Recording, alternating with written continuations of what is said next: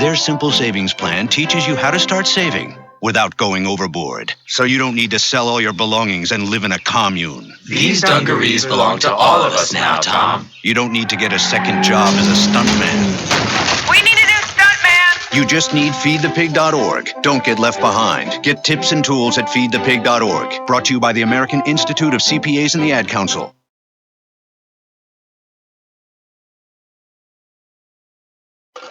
It's 6:42 p.m. Time for Steve Plato and his son Dylan to do the dishes. They talk about everything from the yuckiness of girls to the awesomeness of his soccer team. Sometimes they don't talk at all. Then, hey! The dreaded splash fight. It's Dad o'clock, and it's the best time of the day.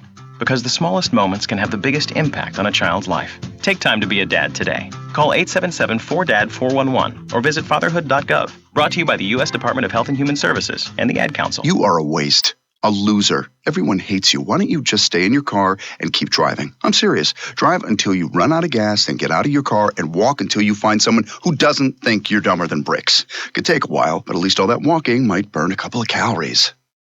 You may not witness bullying like this every day. Your kids do. They want to help, but they don't know how. Visit stopbullying.gov to learn safe, simple ways your child can help stop bullying. Be more than a bystander at stopbullying.gov. A message from the Ad Council. Imagine if I told you that an earthquake was going to hit tomorrow right where you live.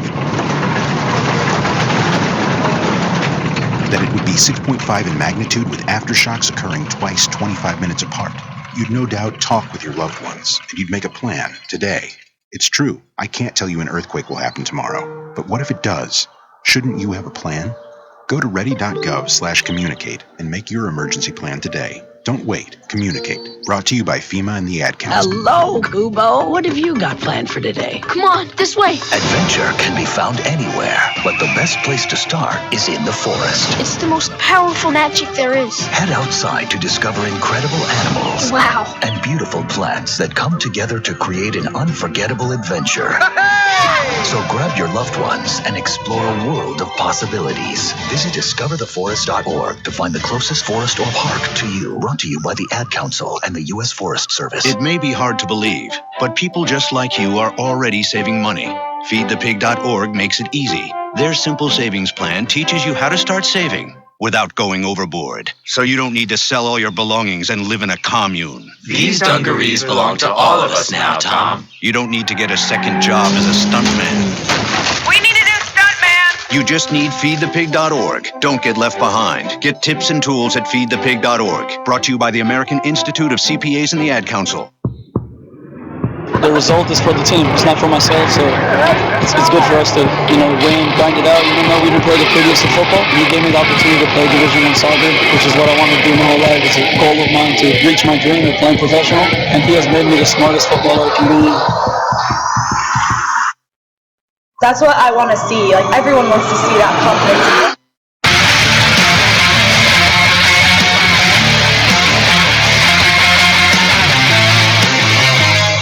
And good evening, everyone. Welcome to 209 Sports Talk. I am your host, JD Jeff Dominic. I am here with a full studio here as Mr. DJ JOD, my regular co-host, will be joining us here in a little bit.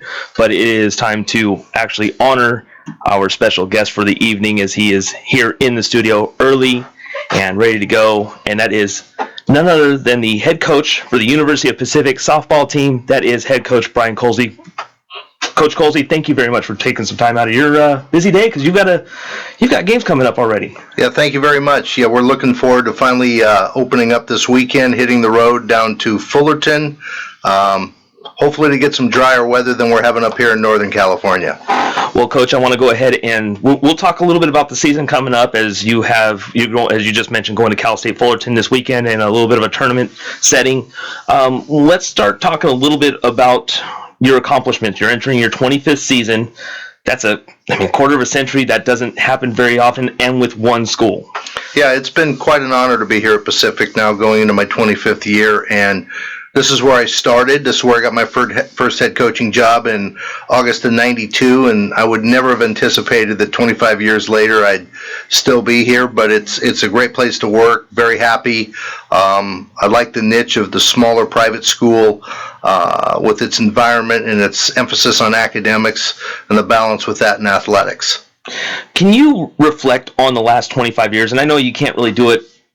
We'd probably take the whole show at this point reflecting on 25 years. But what are some of the things that, after 25 years, you're able to continue on this progress in order to, some coaches may just, after 25 years, call it done, but you're still every day ready to go and keep the grind going. What keeps you going? Well, I think the emphasis you have in young people's lives, obviously coaching women's softball, there's really not the professional level that you have in a lot of other sports, though there is a pro league in softball, is that you really have to encompass the student athlete experience, in that if they're here for 4 years, the 4 years, how important that is, and what you can do to influence them regarding the real world, the job market, life after college, and college itself, because that experience is so important, but it goes by, in a blur. I think the anticipation of competition and being a competitive person keeps you going when it comes down to still coaching. The recruiting, the hours on the road and so forth, those can get tedious, but they can be exciting as well, because you might discover a new talent, or, believe it or not, sometimes you go to a tournament that you've never been to and you get to see a different part of the country, and you get to work with young ladies, because, being a private school, we recruited kids from, obviously outside the state of California, and have some great talent come here from other states, and getting the opportunity then to take them back to their home areas to play in college, so their parents don't have to get on a plane to see them. So that's always a nice feeling to do, to encompass the family environment as well. We're talking with head coach Brian Colsey as he gets ready to move on to Cal State Fullerton. Their season starts this weekend down there. But Coach, you got inducted into the Hall of Fame over the past few months, and what was that experience like, being inducted to the Stockton Hall of Fame? Well, obviously it's a great honor, to have been inducted into the Hall of Fame, and it really comes down to all those players, all those assistant coaches, all the athletic trainers, the strength coaches, the administration. I've been very, very fortunate to work with a lot of great people, whether it's in the sport of softball or supporters regarding boosters, administrators, even professors here on campus. I've always enjoyed the fact is that the support to allow us to, at times, play up in our schedule, to give our athletes the opportunity to get to play against some of the best teams in the country, even if it's in their home facility. Last year, I've taken the last 10 years, we've gone to play Baylor at Baylor. We've gone to Gainesville to play Florida at Florida. Last year we were in Louisiana, play LSU at their home place. We've been Arizona at their home place, Arizona State, those types of things, Washington. This year we're going to Oregon, to give them the opportunity to play against the best in a very volatile environment. I think, gives them a little moxie. It thickens their skin up a little for the long haul, and because it's a grit and it's a grind. 55, 56 games in 3 to 3.5 months is a lot. But I think, most importantly, I'm proud because I'm from Stockton. I was raised here. Like I said, when I got hired 25 years ago for my first head coaching job, I didn't know that it would probably be my first and only head coaching job. I think with that, though, being fortunate, 5 assistants I've had have gone on to be Division I head coaches. So that's something I'm proud into, and mentoring people that if you want to get to the next level, I want to help get you there. So all that encompasses, obviously it's an honor that's bestowed on me, but obviously it can be cut up into 200 pieces for those that have helped get me to this, including family, parents, all those people. Being a head coach, what are some of the biggest sacrifices that you go through in and throughout a whole season? Having people understand that you make your living on weekends. You probably work like 40 weekends out of the 52 in the year, truthfully, because you're either bringing kids in, entertaining them, on the road recruiting them, or you're playing. So that balance part was difficult for me. Well, before I got married, I didn't really have balance, so it didn't matter. I always said, let's see here, we're off this weekend, I got a new house, I'm going to go out. Every time we were home, I spent like $500-600 on stuff for the house, whether I was doing something for the backyard or buying pots and pans or a new entertainment. I was like, going on the road saves me money because I'm not home spending it. But the sacrifices have been more personal, not always being able to go to particular weddings or events like that. But now there's balance. My wife, Mary Jo, getting vacations in, even if it's for 3 or 4 days at a time, those types of things, getting away to San Francisco for a night, whatever it takes, you got to find a way to get some of that into the mix, or else you're going to go crazy. And let me put it this way, you're not going to be able to last 25 years at this level, in whether it's at one school or many schools, unless you find a way to balance that out. Now, you've also had, I'm just kind of reading some of your bio here, and it shows that you prepped at Tokay High School, and you brought a lot of your experience playing baseball and soccer to San Joaquin Delta College, and then you also, that's how have you used that to move your program into Pacific? Well, I think, having grown up here, having a baseball background, I played for Paul Lavodi at Tokay, great coach, played for Pat Doyle at Delta College, great coach, played for Bob Heegert, great coach at Cal State Northridge. I've been very fortunate. I picked up things from all of them. And what I always learned, and I tell people, is pick up the do's and pick up the don'ts, because there are things that you may not identify with, but they're going to help you in making adjustments as you go through your coaching career. I picked up things from Paul and from Pat and from Bob, that I use today. There's things that I don't use today, but there's things I've learned from working at UNLV with Shan McDonald, where I got my start, working with Debbie Nelson at Sacramento State, and all the assistants that I've had. I've picked bits and pieces from all of them. I still keep in touch with all of them. So it's a situation of never burn a bridge, check your ego in at the door, and realize when you pass away, you're still not going to know everything. We're talking with head coach Brian Colsey of the University of Pacific women's softball team. Coach, 25 years, the game changes so much, and it's you always try and keep up to date with all the latest technology and the way that players play now. What are some of the things, as you look into this 25th season, are the biggest things that you've had to change in your own personal coaching style to make an effective program? I think for me, it's more of a personality thing. I think like last year, there are times I did not do a good job as a head coach. We had a down year, and I think I took it, instead of being more positive and patient, I think I took it more personal. And so that by doing that, I don't think you do a good job helping make your athletes better every day. And the onus falls on me. And when you take it personal, you're not as connected to them. You don't interact with them as more. And that's not right. And I'm trying to get better at that by how last year went. And here I am going to my 25th year, and it's like, you need to make those adjustments. You need to be not more engaged, but more involved in whether it's how they're doing academically, or how things are at home, or are they thinking about changing majors, or do they need help getting internships, things like that. The other thing that's evolved is the athlete itself is at a unbelievable level of talent versus where it was 25 years ago. And I'm talking about in this country. Way back when I started, it was like predominantly people in the West Coast, but I'm going to tell you what, right now, there's a kid in the state of New Jersey, whoever she is, that's as good as the best kid in the state of California. You just may not know who it is, but I really wish if you look through the rosters of today's programs, it's amazing how many states are represented by quality softball players. They're bigger, they're stronger, they're faster. I wish that they were more balanced in life, but the arena has changed too, that everybody's much more of a one sport person than a multi-sport person, which I don't always agree with, because whether you could say I'm old school or not, I think having a break from your primary thing isn't bad for somebody. It kind of gives them a break and an opportunity to use it as an outlet. I know overall the actual student that I'm getting now is at a higher level than it was 15, 20 years ago.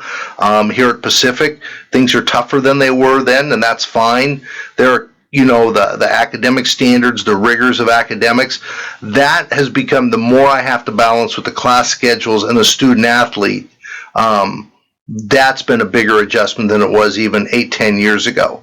You got different majors. You have more demanding majors. The majors have changed in their demand, whether it's observation hours or outside things besides the actual classroom. So, but in the long run, that's what they're here for, and that's what you have to deal with, because in the long run, that's what's going to carry them after they get out of college. So those are all things besides NCAA rules that constantly change, and recruiting, that we're recruiting kids younger than we did before, and I don't think it's going away very soon. It's sad, but it is what it is. And the other adjustment I had to make, you talk about that, and I've even talked to Ted Leland about this. We sat down, and it's just like doing not a better job, but having to face the fact and just realize that there's no reward without risk, and you're going to have to start investing in kids younger than you did before, and in the scholarship process and the recruiting process, because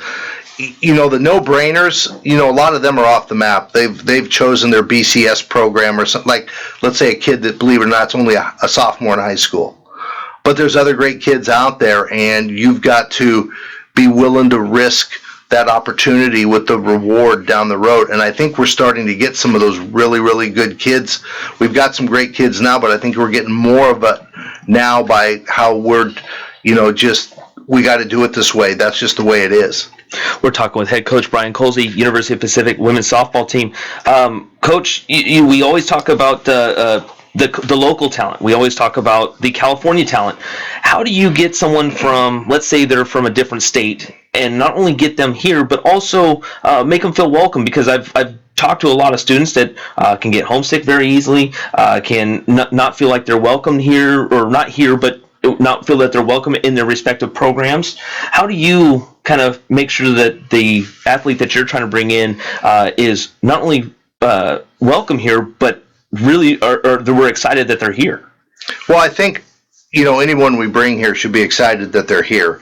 I think what's great about Pacific is if we can get them here to show what we're about before they make up their mind, they're probably going to find that it's much greater than they anticipated. It's been a long time that whether we got a recruit or didn't get a recruit, that they didn't say it was much more than they expected, because all they look at is, let's say, 4,000 to 4,400 undergraduates, okay?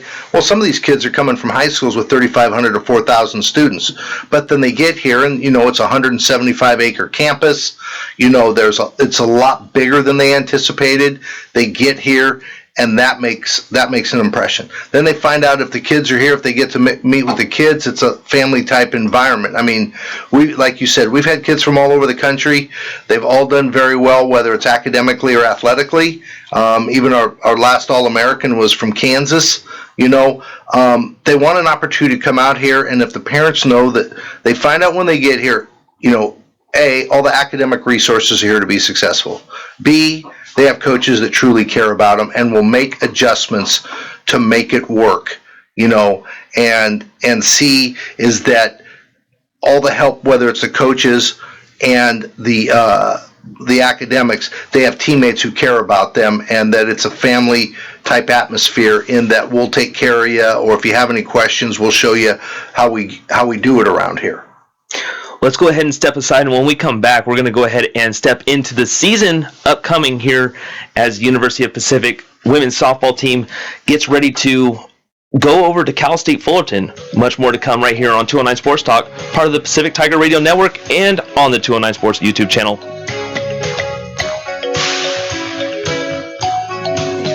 News about that 5-year-old who found his uncle's gun. The kid didn't know it was loaded. I heard on the news about that 14-year-old girl who was bullied online for like a year. She couldn't take it anymore, so she got her dad's gun from his nightstand. I heard on the news about that guy who broke into someone's house, stole a gun from the hall closet. He accidentally shot his cousin in the head. She killed herself. And later, killed the owner of the store he was trying to rob. If you own a gun, you have a full-time responsibility. When you aren't using it, be sure it can't get into the hands of curious children, troubled teenagers, a thief, or anyone else who might misuse it. Your family, friends, and neighbors are all counting on you. Remember, always, lock it up. For more information on firearm storage safety, visit ncpc.org. This message brought to you by the National Crime Prevention Council, the Bureau of Justice Assistance, and the Ad Council. Imagine if I told you that an earthquake was going to hit tomorrow right where you live. That it would be 6.5 in magnitude with aftershocks occurring twice 25 minutes apart. You'd no doubt talk with your loved ones, and you'd make a plan today. It's true, I can't tell you an earthquake will happen tomorrow, but what if it does? Shouldn't you have a plan? Go to ready.gov/communicate and make your emergency plan today. Don't wait. Communicate. Brought to you by FEMA and the Ad Council. If you own a gun, you have a full-time responsibility. When you aren't using it, be sure it can't get into the hands of curious children, troubled teenagers, a thief, or anyone else who might misuse it. Your family, friends, and neighbors are all counting on you. Remember, always, lock it up. For more information on firearm storage safety, visit ncpc.org. This message brought to you by the National Crime Prevention Council, the Bureau of Justice Assistance, and the Ad Council. Hi, I found a toy dinosaur over on the playground by Smith Street. It had this phone number on it, and, well, I just wanted to make sure the dinosaur made it back to its little owner. When I found the little sippy cup, I just had to give you a call. It's for a kid, you know? I know my son gets super attached to the smallest things, even a fire truck, and I'd be happy to drop it off. We'd do anything for kids, yet 1 in 6 children in the U.S. struggle with hunger. Help end childhood hunger near you. Learn how at feedingamerica.org.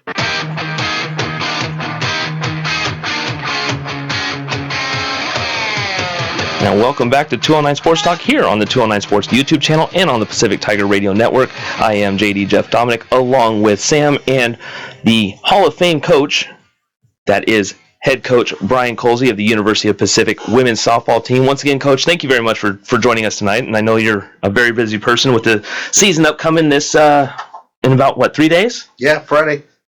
What's the excitement level right now with not just you, but with your players? I think it needs to be higher with them than it does with me, to be honest with you. And they're pretty excited. I think what has happened with just dealing with the weather the past couple weeks kind of puts you in a cabin fever type mentality that, like, we really need to look at somebody else besides our own teammates. You talked a little bit. You're absolutely right. Oh, and it's the exciting part. Like, let's just get out there and do it, because whatever happens, it's fire and fall back, and let's go have some fun with it, and let's relax, and let's just see where we're really at. They can only look at black and orange for so long before they're ready to chew on someone else. Yeah. Let's talk about a little bit about last season. As you kind of talked about it last year. Not really the season that you'd planned out, because I know that University of Pacific was designed to be in one of the top teams in the West Coast Conference. But you did have some successes last year. That was against number 3 LSU, Louisiana State, and it was kind of a roller coaster ride. Can you kind of put your final stamp on that season and what you've taken away from that season as you look forward to this season? Well, the roller coaster ride wasn't the fun kind of roller coaster ride. You know, it was the kind that you might get a little ill on.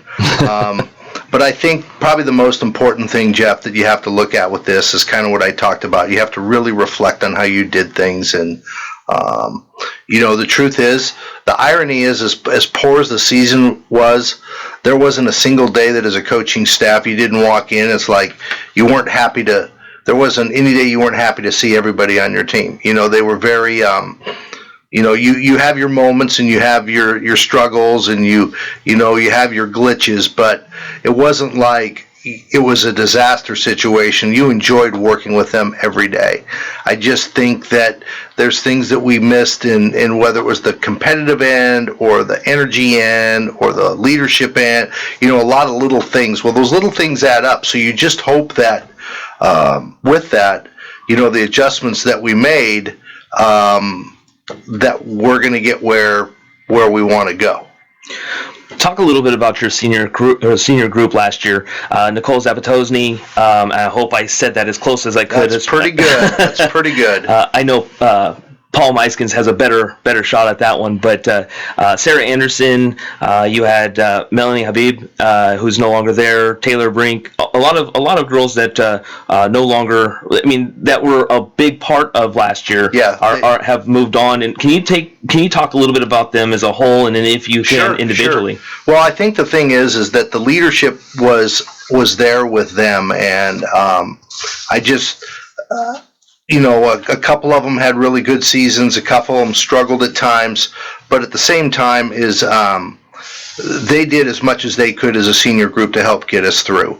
I think the flip side of that is that as a coach, there's things I probably should have done a little differently, whether even as much as we struggled at times, whether it was being a little bit more positive or a little bit more patient, and that's what I'm trying to adjust to this year with many much younger kids in regards to that. And they're all, they all got done with school and they're all doing well. And I know I just heard from Melanie Habib today. She just got into Alabama Birmingham's physical therapy program, so she just got accepted.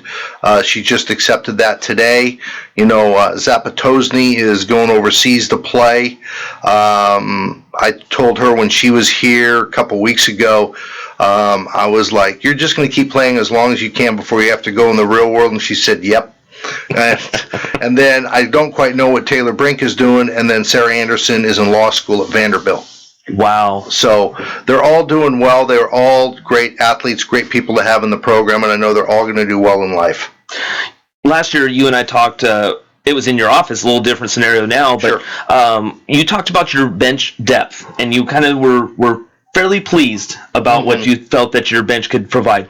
What are your feelings this year versus last year as every year or every player that you've talked about has moved up a class? I think it's really interesting. Our bench depth is good and is deep in some spots, not in others. And, we had a young lady who is out on a medical leave for the semester that really hurt us because she was projected to be our starting second baseman, Madison Hopper. And so what we've had to do is move Molly Bourne from the outfield to second base. So that adjusts your outfield and make some changes there. The other thing we have to deal with here is we have two excellent hitters who are two excellent pitchers as well. So how do we roll the defense when Cassidy Gustafson, who's at third base, is pitching, or Haley Reed, when she's pitching, she's in center field when she's not pitching. So that depth part kind of took a ding with some of the versatility with Hopper being out and Molly having to mix. Now, infield-wise, we've got a couple people, Faith Apolskis and then Sam Owen, who's a freshman, been bouncing around and can do multiple things. And then outfield-wise, to be honest, we're probably going to ride that out for a couple of weeks as we make some adjustments, putting someone here or there, because to be true, in our whole practice scenario, it's our outfield that has gotten the least amount of work on the field just due to the saturation of the grass. So, who we put in left, right, center, that might bounce around a little with when Haley Reed's pitching to give them all opportunities. Some of the girls on here look like they're trying to have a little bit of a bounce back year. What are your positive outlook on some of these players as I'm kind of going down the roster, and I'm not going to put out any names, but I think that a few of these girls are going to look for a bounce back year. What is the positive outlook on the line? Well, I know one person in particular, Molly Bourne, have a bounce back year. She had a tremendous fall. There wasn't a ball that she swung at she didn't square up in any of our fall games. So I just think for whatever reason, Molly's a little bit more relaxed. She's a very academic individual, and she's someone you have to teach a little bit how to slow the game down instead of speed it up. And when she does, she's excellent. Rachel Sellers and Sydney Lawners had great years for us last year. Haley Moran Rowan and Tony Santos, a couple outfielders that got a lot of play. I think they'd like to see a little bit more consistency in their game. And then after that, it's a lot of, it's pretty much a lot of young kids. Cass had a much better year than the year before, and she's on the upswing. I hope she has a great senior year for herself in regards to that. And then backups and role players, we talked about it today with them. You just, any team's greatest success is how well everybody can accept their role in the situation. I'm going to backtrack here a little bit, and there was an advanced softball camp that you had on the 4th. Mm-hmm. How was that? Obviously, it was excellent. It was excellent. We had a great camp last Saturday. Somehow, some way, all the rain that was supposed to come in on Saturday didn't arrive, as I had everything on backup. I had plan A, plan B, and plan C. The only adjustment we had to make is we couldn't use our outfield on Saturday, and that's just because it rained so much Thursday and Friday, then we had to dump the tarp and all the water into the outfield that it just can't soak in fast enough with as much water is in the soil right now. I told my wife if I wanted to be a farmer, I'd have been a farmer. And right now I feel like all you do is look at the weather, but hey, you roll with it. And I told the players, we're doing some things. You're not as comfortable as you usually are in how we have to do them with all this, but we just got to live with it and try and be a little bit better each day with whatever opportunity we have. Rachel Sellers and Sydney Lawners were named to the All-WCC preseason team. Can you talk about those two players individually and what they're going to mean to this team this season? Well, I think it's a no-brainer that they're going to mean a lot to the success of our offense. You know, they both had really good years last year. They've come a long way. They're getting better in their approach at the plate, their selection process at the plate. They're both strong individuals that can hit home runs and drive in runs. You know, Sid does a great job at first base, and truthfully, Rachel is one of the best defensive catchers around. They're both working very hard in that role, and they know it. And what you just hope is they don't try and put it all on their shoulders and carry it all by themselves, and let them know there's people there to help them. You got a nice crop of new talent coming in here. A lot of freshmen, one transfer senior, that's Faith. Mm-hmm. Oh, I'm going to say that name completely wrong, so I'll let you go ahead and say that for me. Apolskis. And can you talk about what brings them in and what makes them possibly a key contributor if they're not redshirting? Well, none of them are redshirting, and 3, if not 4 of them, are going to be in the lineup on opening day, so they're going to get their bumps, and that's just the way it is. You know, if we had Hopper here, there would have been 5 of them, but that's just the adjustment we have to make, you know, and it's just going to make them better by what they're going to go through the first month. And, you know, we talked about that with them today about it's very humbling at this level. You can be a great pitcher and go out and get hit like you've never been hit before, and you could be a great hitter and you've never faced this kind of competition, and you come out your first weekend or a weekend as a freshman and you're 1 for 14 and you don't stink. It's just you've never seen this before every single game. So we really talked to them about, you know, you got to brush it aside and the adjustments. And if you're feeling sorry for yourself, don't, because nobody else does. And the faster that you just kind of suck it up and get back up on the horse, the faster you're going to get better. We're talking with the head coach, Brian Colsey, University of Pacific women's softball team. And Coach, we talked about this at the beginning. We talked about this after the break. We kind of talked about this at some point in time during the interview. You go to Cal State Fullerton this weekend. Starting, it looks like you'll be taking on Ole Miss, North Dakota State, and then you'll be finishing off on Sunday against Cal State Fullerton. How much? Well, first of all, it looks like you got a few more games that are going to be at home this year than last year, which is always a good thing. Yep. But you start off on the road. Your thoughts as you go on to Friday? Well, it's interesting because we get Utah State, who is Steve Johnson there, has really done a great job turning that program. And then you get Ole Miss and Fullerton twice and North Dakota State. Now, Fullerton, postseason last year. Picked them in the Big West this year. Ole Miss, postseason last year. Both those schools are getting votes or they're appearing in various polls. North Dakota State has won the Summit League a billion years in a row, and Darren Mueller does a phenomenal job with them. Another postseason team who we played a couple years ago. And really Utah State, we haven't seen them as much as the others. We've never played Ole Miss, but we're playing 4 out of 5 games against teams that went to the NCAA tournament last year. So it's like, hey, here we go. You know, they're not going anywhere, so let's just jump in the fire and try and not get burned. This is, of course, non-conference play, Correct. But how much do you take into never want to lose or take any game for granted, but how much do you look into this saying, okay, these are the improvements I need to make before we start conference play? Well, you know, the funny thing is sometimes it happens is when you're playing that type of competition, and I know this team, I've told them all along, we're not going to play anybody I don't think we can compete with. That doesn't mean you're always going to win, because you're going to play some great games and you're going to lose. You're going to play some bad games and win.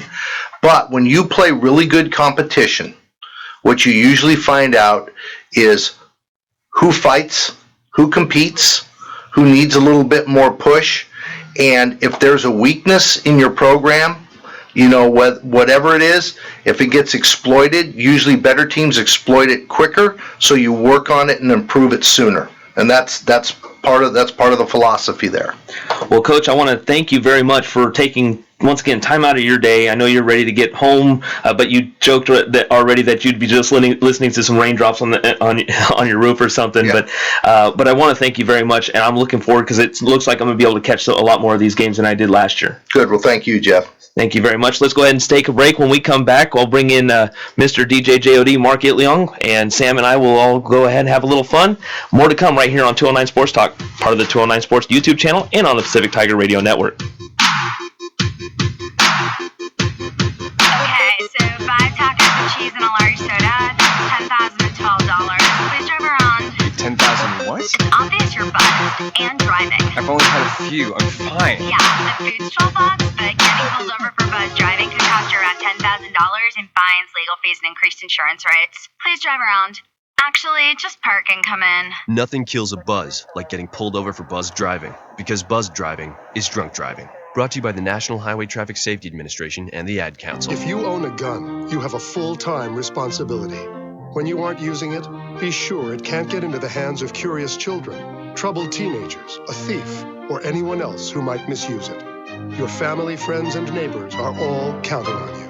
Remember, always, lock it up.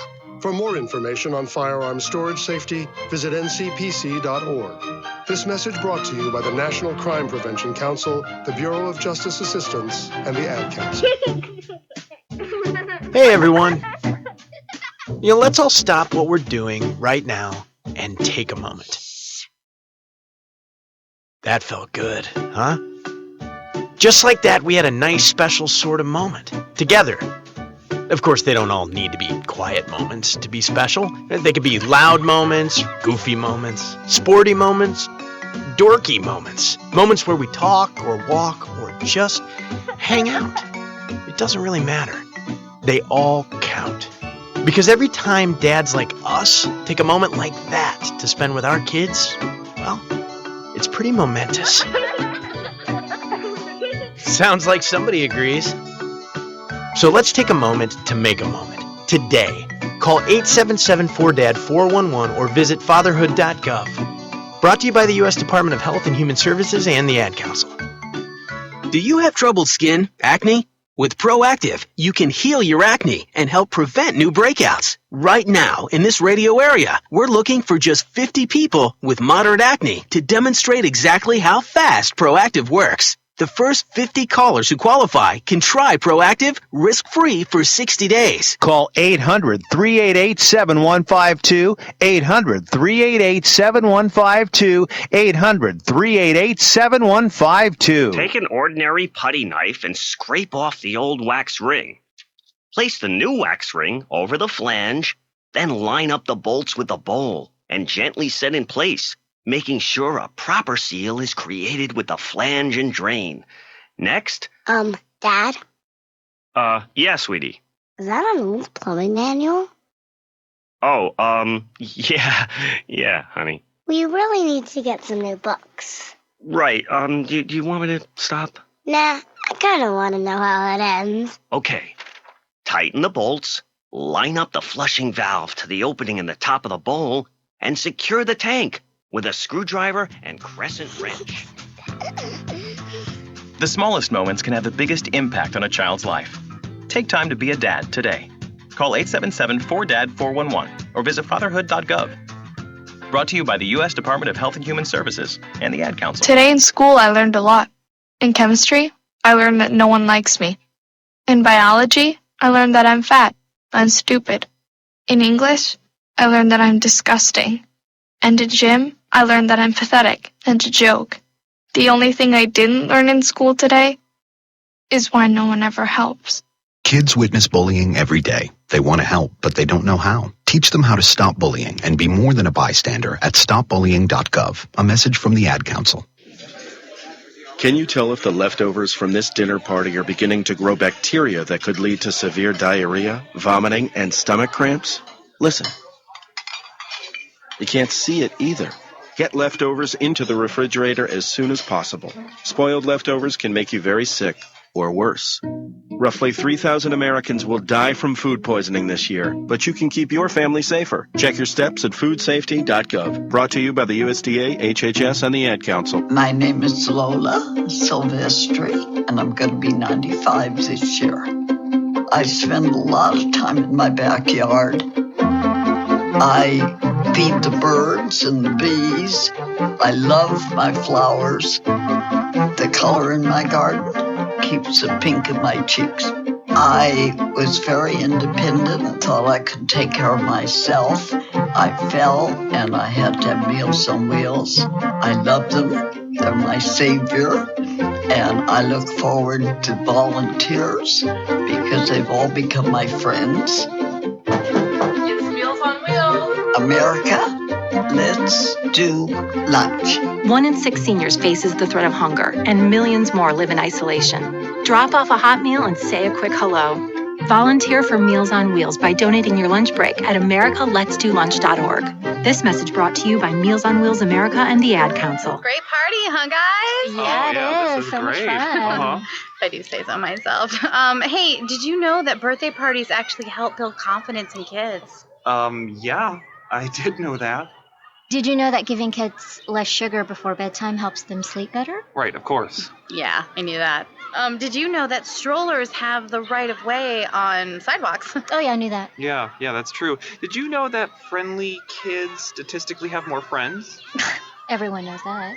Oh yeah? It's pretty obvious. Yeah, so obvious. Hey, guys, did you know that most people think they're using the right car seat for their kid, but they're not? I didn't know that. Think I knew that. No, you didn't.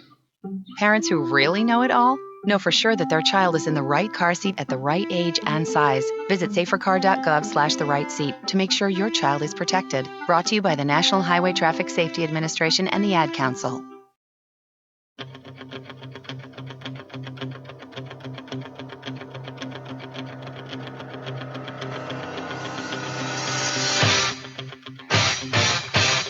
Did you know that birthday parties help build confidence in kids? Yeah. Did you know that giving kids less sugar before bedtime helps them sleep better? Oh, totally. Did you know that friendly kids have more friends? Everybody knows that. Hey, guys, did you know that most people think they're using the right car seat for their kid, but they're not? I didn't know that. Parents who really know it all know for sure that their child is in the right car seat at the right age and size. Visit safercar.gov/the-right-seat to make sure your child is protected. Brought to you by the National Highway Traffic Safety Administration and the Ad Council. Getting your child home safely Tap your views together 3 times. is just a click away. There's no place like home. But making sure your child is in the right seat is just one of the steps down the road to safer travels. I don't know how it works. Find the right seat for your little one's age and size. There's no better way to get home safely. Know for sure that your child is in the right seat. How can I ever thank you enough? Get all the facts at safercar.gov/the-right-seat. Brought to you by the National Highway Traffic Safety Administration and the Ad Council.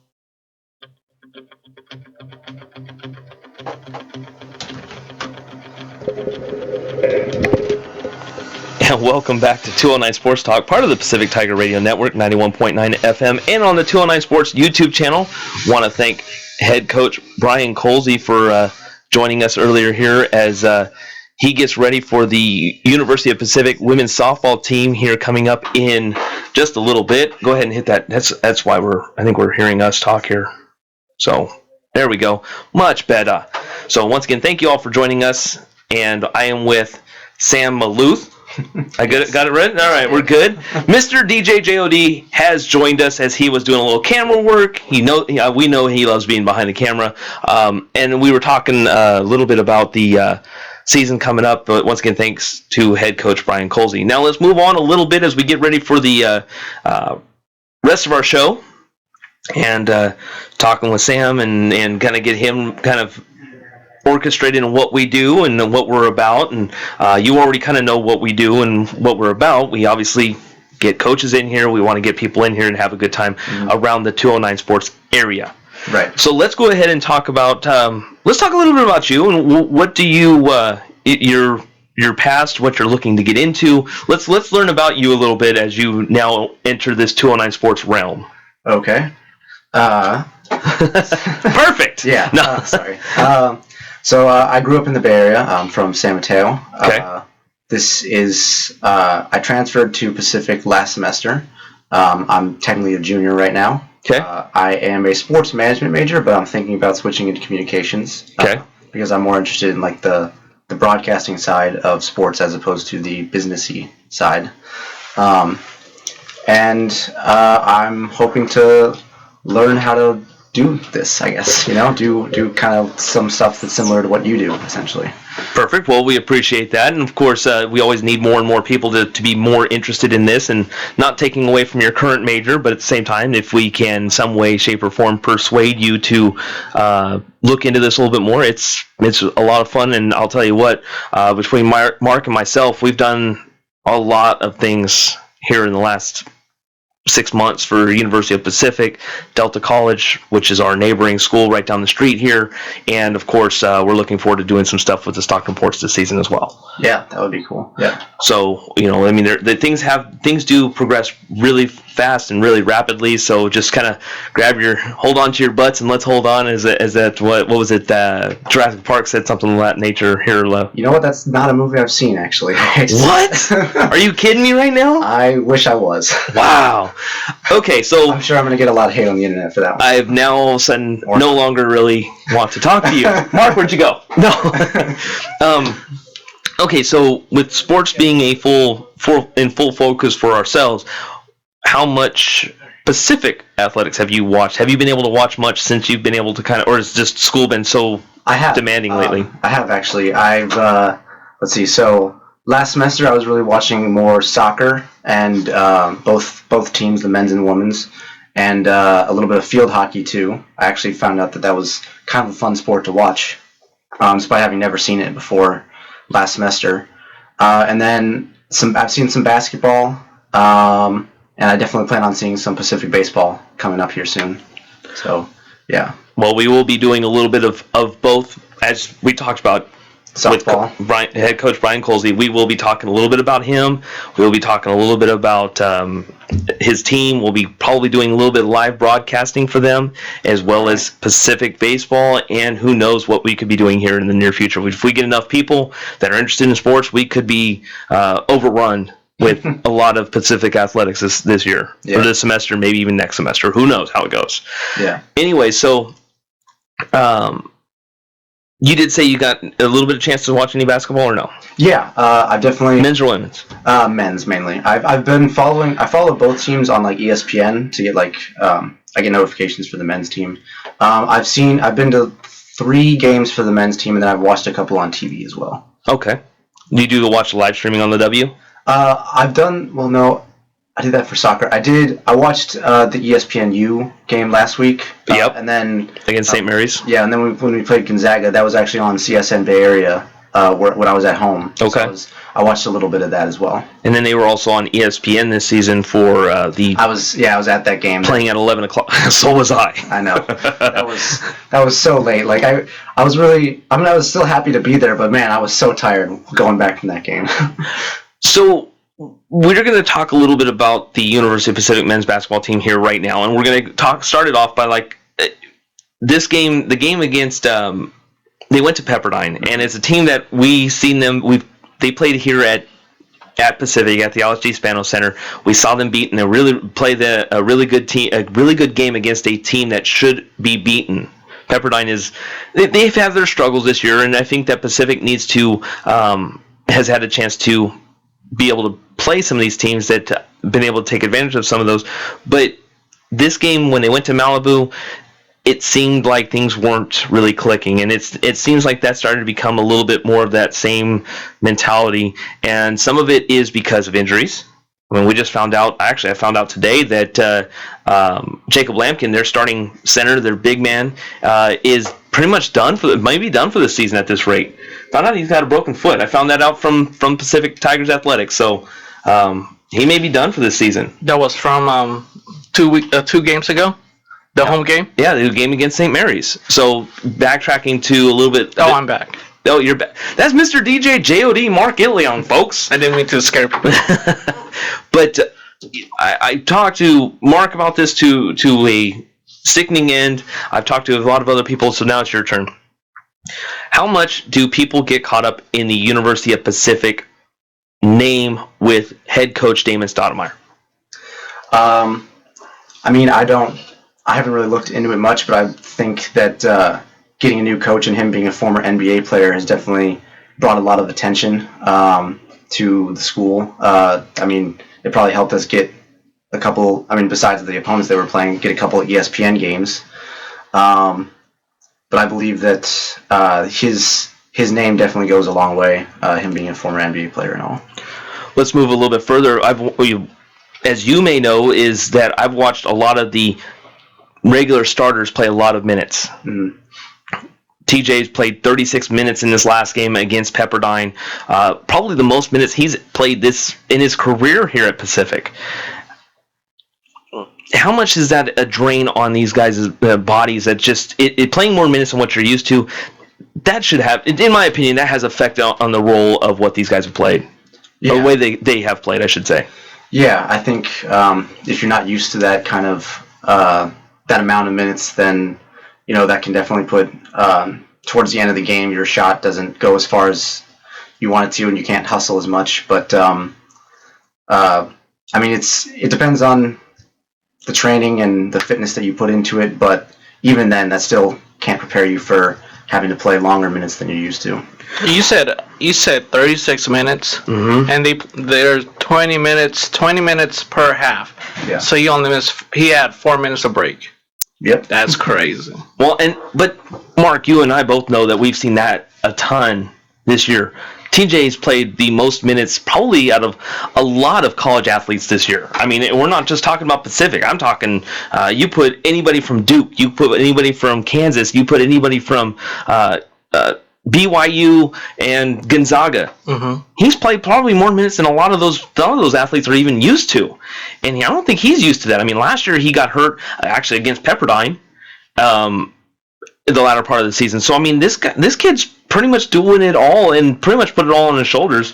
And Mark, you and I have talked about this before. I mean, we had that interview with him when they were playing over at the Stockton Arena, and he wanted to be. When I asked him, and you remember this, we had to edit it.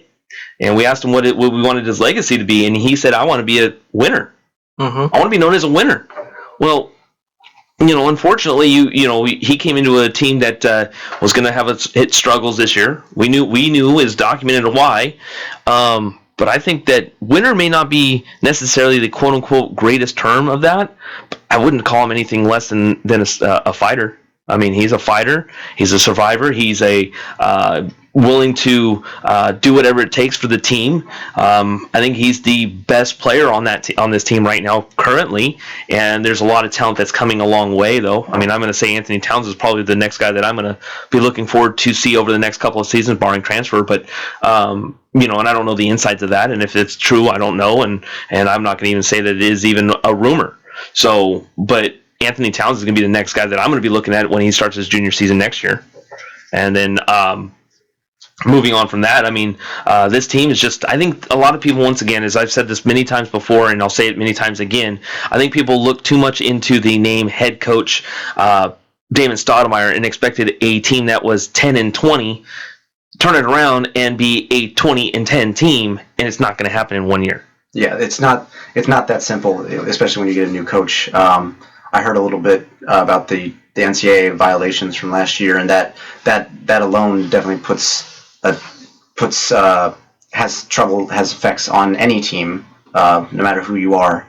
And while Damon Stoudemire certainly brings that NBA experience and will does his best to try to make this team have a turnaround, it's not going to take 1 year. It has to take more time than that. I think if they had a couple players from what they had last year, like Alec Horbury, Eric Thompson, let's say they were a junior and they were playing their senior year this year with the new coach with Stoudemire, I think they will have been better than they are right now. Just because, depends if the players didn't get injured like some of the players got injured this season.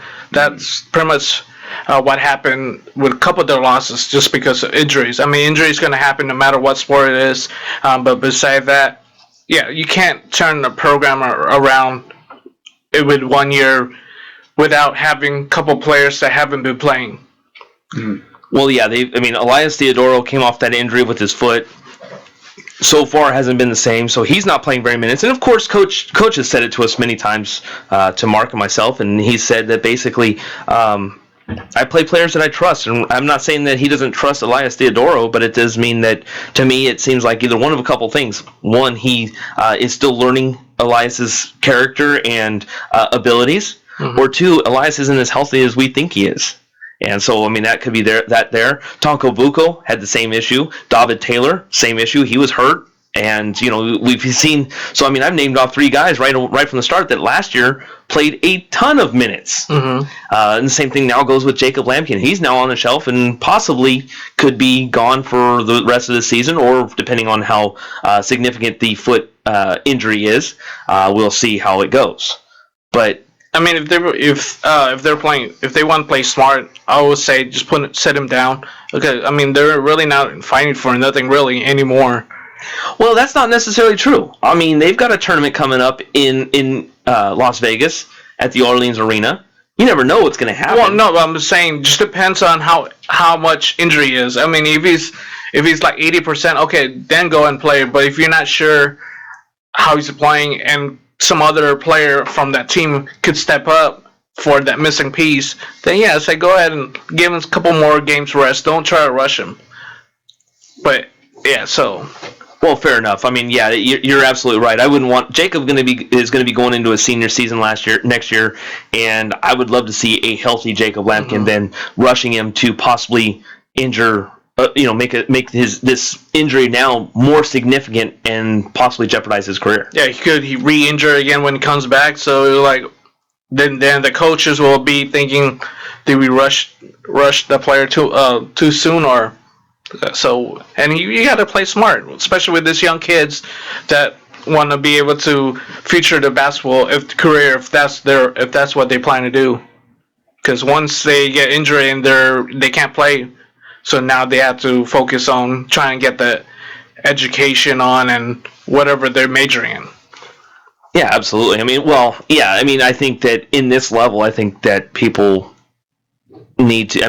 This focus on the program is also just as big as focusing on what maybe after their basketball career. You're absolutely right. I think you nailed it right on the head.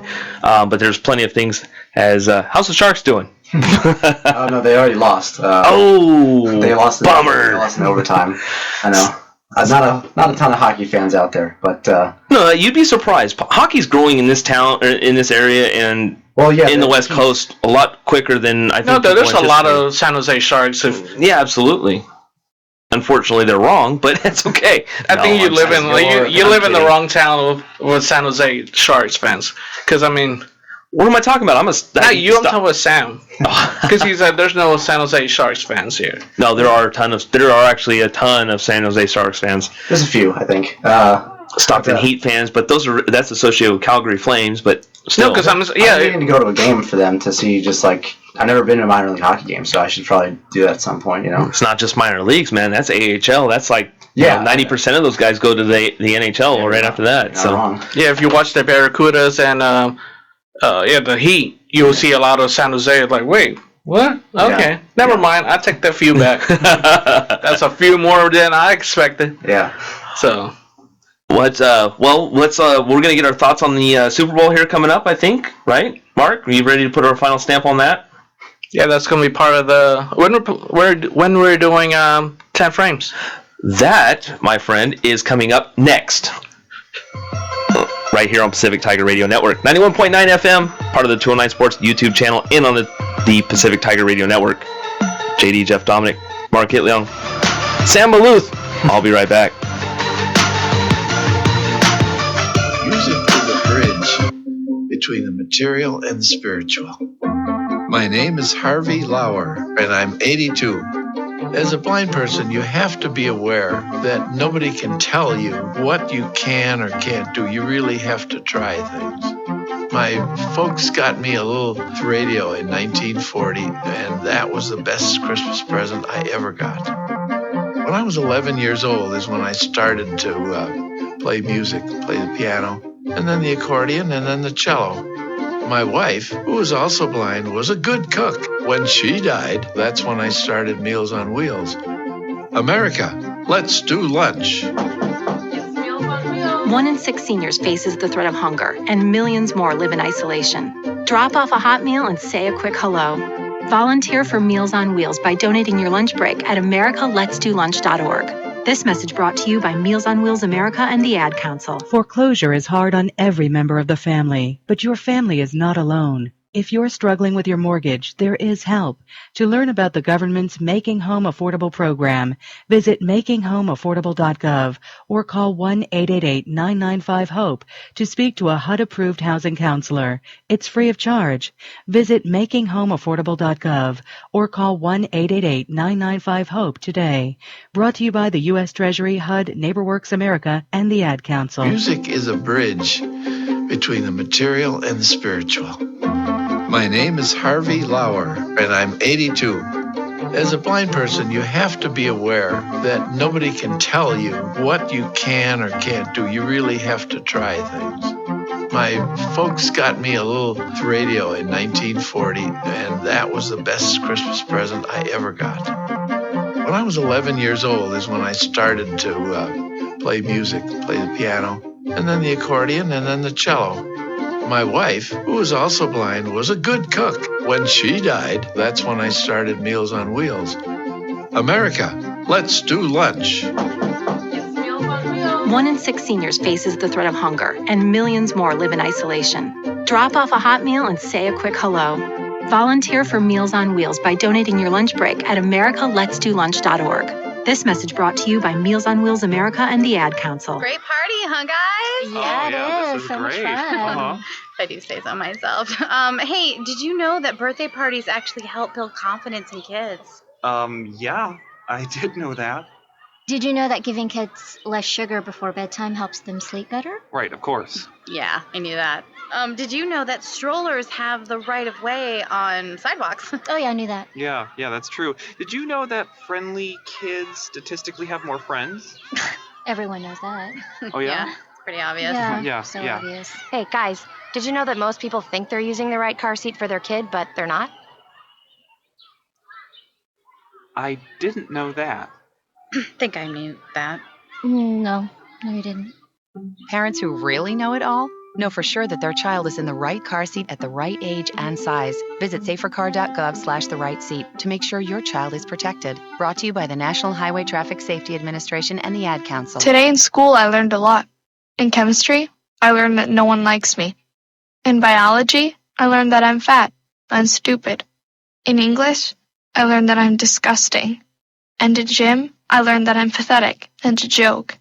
The only thing I didn't learn in school today is why no one ever helps.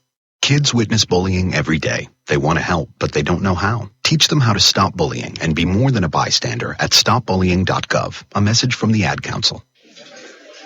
Can you tell if the leftovers from this dinner party are beginning to grow bacteria that could lead to severe diarrhea, vomiting, and stomach cramps? Listen. You can't see it either. Get leftovers into the refrigerator as soon as possible. Spoiled leftovers can make you very sick, or worse. Roughly 3,000 Americans will die from food poisoning this year, but you can keep your family safer. Check your steps at foodsafety.gov. Brought to you by the USDA, HHS, and the Ad Council. Is my kid in the right car seat? I guess she is. There are probably rules on when to move up to a booster seat, aren't there? Rear facing, forward facing. I think I have it right. Car crashes are a leading killer of children 1 to 13. Are your children in the right car seat for their age and size? Don't think you know. Know you know. Go to safercar.gov/the right seat. Brought to you by the National Highway Traffic Safety Administration and the Ad Council. Music is a bridge between the material and the spiritual. My name is Harvey Lauer, and I'm 82. As a blind person, you have to be aware that nobody can tell you what you can or can't do. You really have to try things. My folks got me a little radio in 1940, and that was the best Christmas present I ever got. When I was 11 years old is when I started to play music, play the piano, and then the accordion, and then the cello. My wife, who was also blind, was a good cook. When she died, that's when I started Meals on Wheels. America, let's do lunch. 1 1 in 6 seniors faces the threat of hunger, and millions more live in isolation. Drop off a hot meal and say a quick hello. Volunteer for Meals on Wheels by donating your lunch break at americaletsdolunch.org. This message brought to you by Meals on Wheels America and the Ad Council.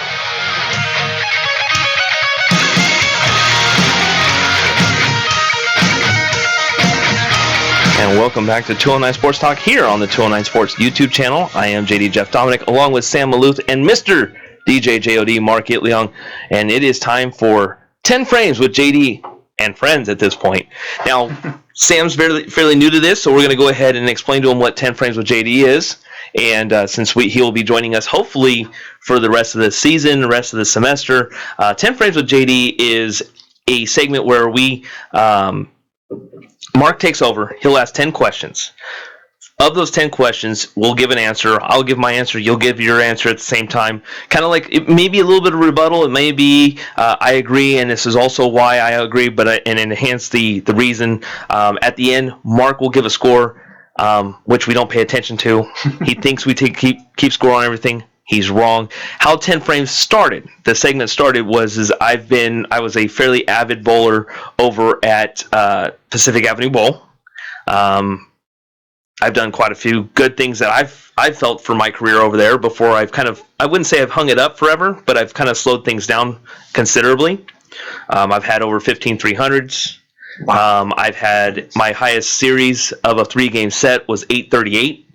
So I've got plenty of rings. I've got some nice things that I've done over there. Look, I haven't won any. Hold on, I haven't done. Talk about yourself too much. I haven't done a lot of things. I'm explaining to him for the love of goodness sake. You're talking about your future, your history of bowling. And so that is how. I mean, if he needs to explain it to me, I'm okay with it. Even if he just wants to talk by himself. He just wants cocky. Oh, see, he call you cocky. He call you cocky. I'm gonna call you hella dumb. Anyway, so 10 Frames with JD starts now. Hence the sound effect. Okay. Sam, are you a fan of wrestling too? If you're not, then you gotta get out. Yep. So sorry. So you haven't seen Jurassic... Hold on. He hasn't seen Jurassic Park either. You have. Don't even lie. Yeah, no, I was gonna like, you haven't seen any of them? No. I mean, I know that it involves... Well, it involves dinosaurs. In the rainforest. Okay, well... It's okay. I'm not... We give you a I'm pass. not doing well on my first day, am I? Nope, I've already fired you twice. Alright, I gotta go. No, you're rehired. Let that be a lesson to you. Alright. Anyways... Did you watch the Super Bowl? Yes, I did. Okay. That's my homework for next time, is to watch... At least the first one. Okay. Let's at least go with the first one. If I can find some time, I will do it. Okay, sounds good. So Life of a college student must be so rough. Okay, first question. Overall feeling of the Super Bowl. Just the overall from beginning to the end, the outcome. You are the new one here, so I will allow you to go ahead. I won't say I'll allow you, but I'll say that you can go ahead and answer that one first, and I'll kind of finish off with that statement. Okay. So I know I shouldn't be biased, but I was rooting for Atlanta. So both. Why not? This is a sports show. You can be as biased as you want or as unbiased as you want. All right. It's just when we do broadcasting, it's a different story. So in the end, it was a good game, but I was not happy leaving the Super Bowl party that I was at. And unless you're hired and your paycheck say Atlanta Falcons on it, I think that, or New England Patriots, I think that's the only time I always say go ahead and be unbiased, or be unbiased or biased about your team. Right. I'm going to say that this was good for the NFL, and the reason why I say that is because every other playoff game except for one was either very boring or a complete blowout. Unless you were rooting for that blowout, it was detrimental to this whole situation that was the playoffs. And this game, coming back from 25 points, winning in overtime, records were set. Things haven't happened before ever in the Super Bowl era, and we're talking about 51 years at this point now. Has never happened, and it has happened in one game. Says a lot about the way that this team, or that this game played out.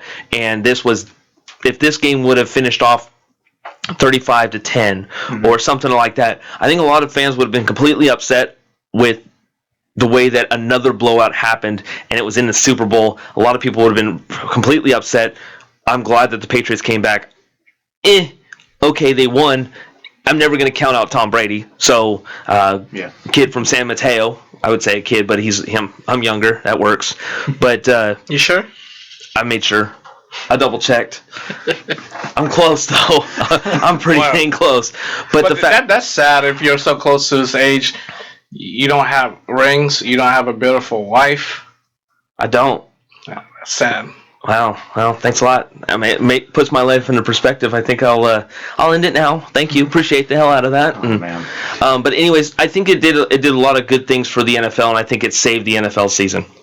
Okay. I will say that yes, the comeback was important and made the game definitely more watchable. But I also saw somewhere that it was the lowest amount of viewers in like 4 years, or at least like they had less viewers this year than previous Super Bowls, which even though it's still 111 million, it's still kind of. It went from last year. It was 111.9 last year. It's 111.3 million this year. Look at you! Look at you with the facts. 600 stats. What was that? 600,000 then? What? Is that 600,000 that it went down by? Yes. So I guess that's not. You making Jeff think too hard. Yeah. See the smoke? It was already. But it was a big deal for the NFL. I give you guys a 4. Why? Because the Patriots scored. The numbers was always 3 and 1. They scored 31 unanswered points. Warriors blew a 3-1 lead. Cubs blew a Indians blew a 3-1 lead. So put that together, you got a 4. Can we not talk about the Warriors one, please? They've got a championship. Leave it alone. Number 2. What was the biggest disappointment from the game itself? Biggest disappointment, I would say that I really didn't. I mean, the halftime show. But then again, I've never been a halftime show fan, so I would say that was probably the biggest disappointment for me. But I enjoyed the whole game. So there really wasn't much of a disappointment, but if I was going to point out one thing, I'll say the halftime show wasn't really big to me, and I was kind of disappointed with it. You're not a fan of Gaga? You Gaga? Yeah. Doesn't mean anything. I'd say the biggest disappointment is the fact that Atlanta blew it. I mean, that's a city that was probably pretty starved for a championship, and to leave their fans hanging like that, it can't be a good week, good day, good year for Atlanta at this point. Last championship, the only championship, was the Atlanta Braves. The Atlanta Falcons, they lost their offensive coordinator now. I'll take it. Yeah, that's true. But they just hired a new one today. They hired Steve Sarkisian. We'll talk about that a little bit later because how weird that one is. Wow, that one was horrible. But when that happened, when did that story broke? Today, this morning. This morning. Oh, I didn't get to see that. Okay, hold on. Hit it. Are you a lefty? Yes, I am. Oh, I was like, I saw him do a little gyration like he was bowling, and it was with his left hand. I was like, what? That's awesome. Okay, cool. I give you guys a 5. Why? I don't know. No reason for that. Number 3. Not talking about politics, but making the media making a story. It's big. It's you. That's our president. Well, not talking about politics. There it is. But you know how the media is talking about how some of the Patriots players are planning not to attend the White House because you know how every time you win a Super Bowl or championship, you make a trip to the White House. Mm-hmm. Is the media just blowing out proportion? Because there were a couple players from before that didn't went to the White House when Obama was in office. You know what? This one's on you, so go ahead. You still got an answer, so it doesn't matter. I know, but it's rotating on who goes first. Alternating is good. Being nice. Something you don't do. It's Jeff and friends, so you better be a good friend. I'd say that in certain ways it's kind of a big deal because it's kind of essentially a No, I'm talking about the media. I'm talking about the media. Is the media blowing out? Are they blowing out? Well, I mean, sort of, because in certain ways you could say like, why? Who cares? You know. But in other ways you could say like it's kind of a middle finger to the president. You know, a metaphorical one. And while I don't know much about the players who didn't attend during Obama's tenure, I would say that I thought that most of those weren't related just because he's the president. I thought it was like they couldn't make it. No, one was Tom Brady. Oh, really? Yeah. He just didn't make it. He just didn't want to go. That's why I said put the politics aside. So he might not. I'm not saying he liked him or not. And same thing with the I players. just wasn't sure if this one was different, because Trump was president as opposed to. No, that's why I'm saying take that out. And so yeah. I don't know. I'm not sure how to think about it. It's I like it personally, but that's just my opinion.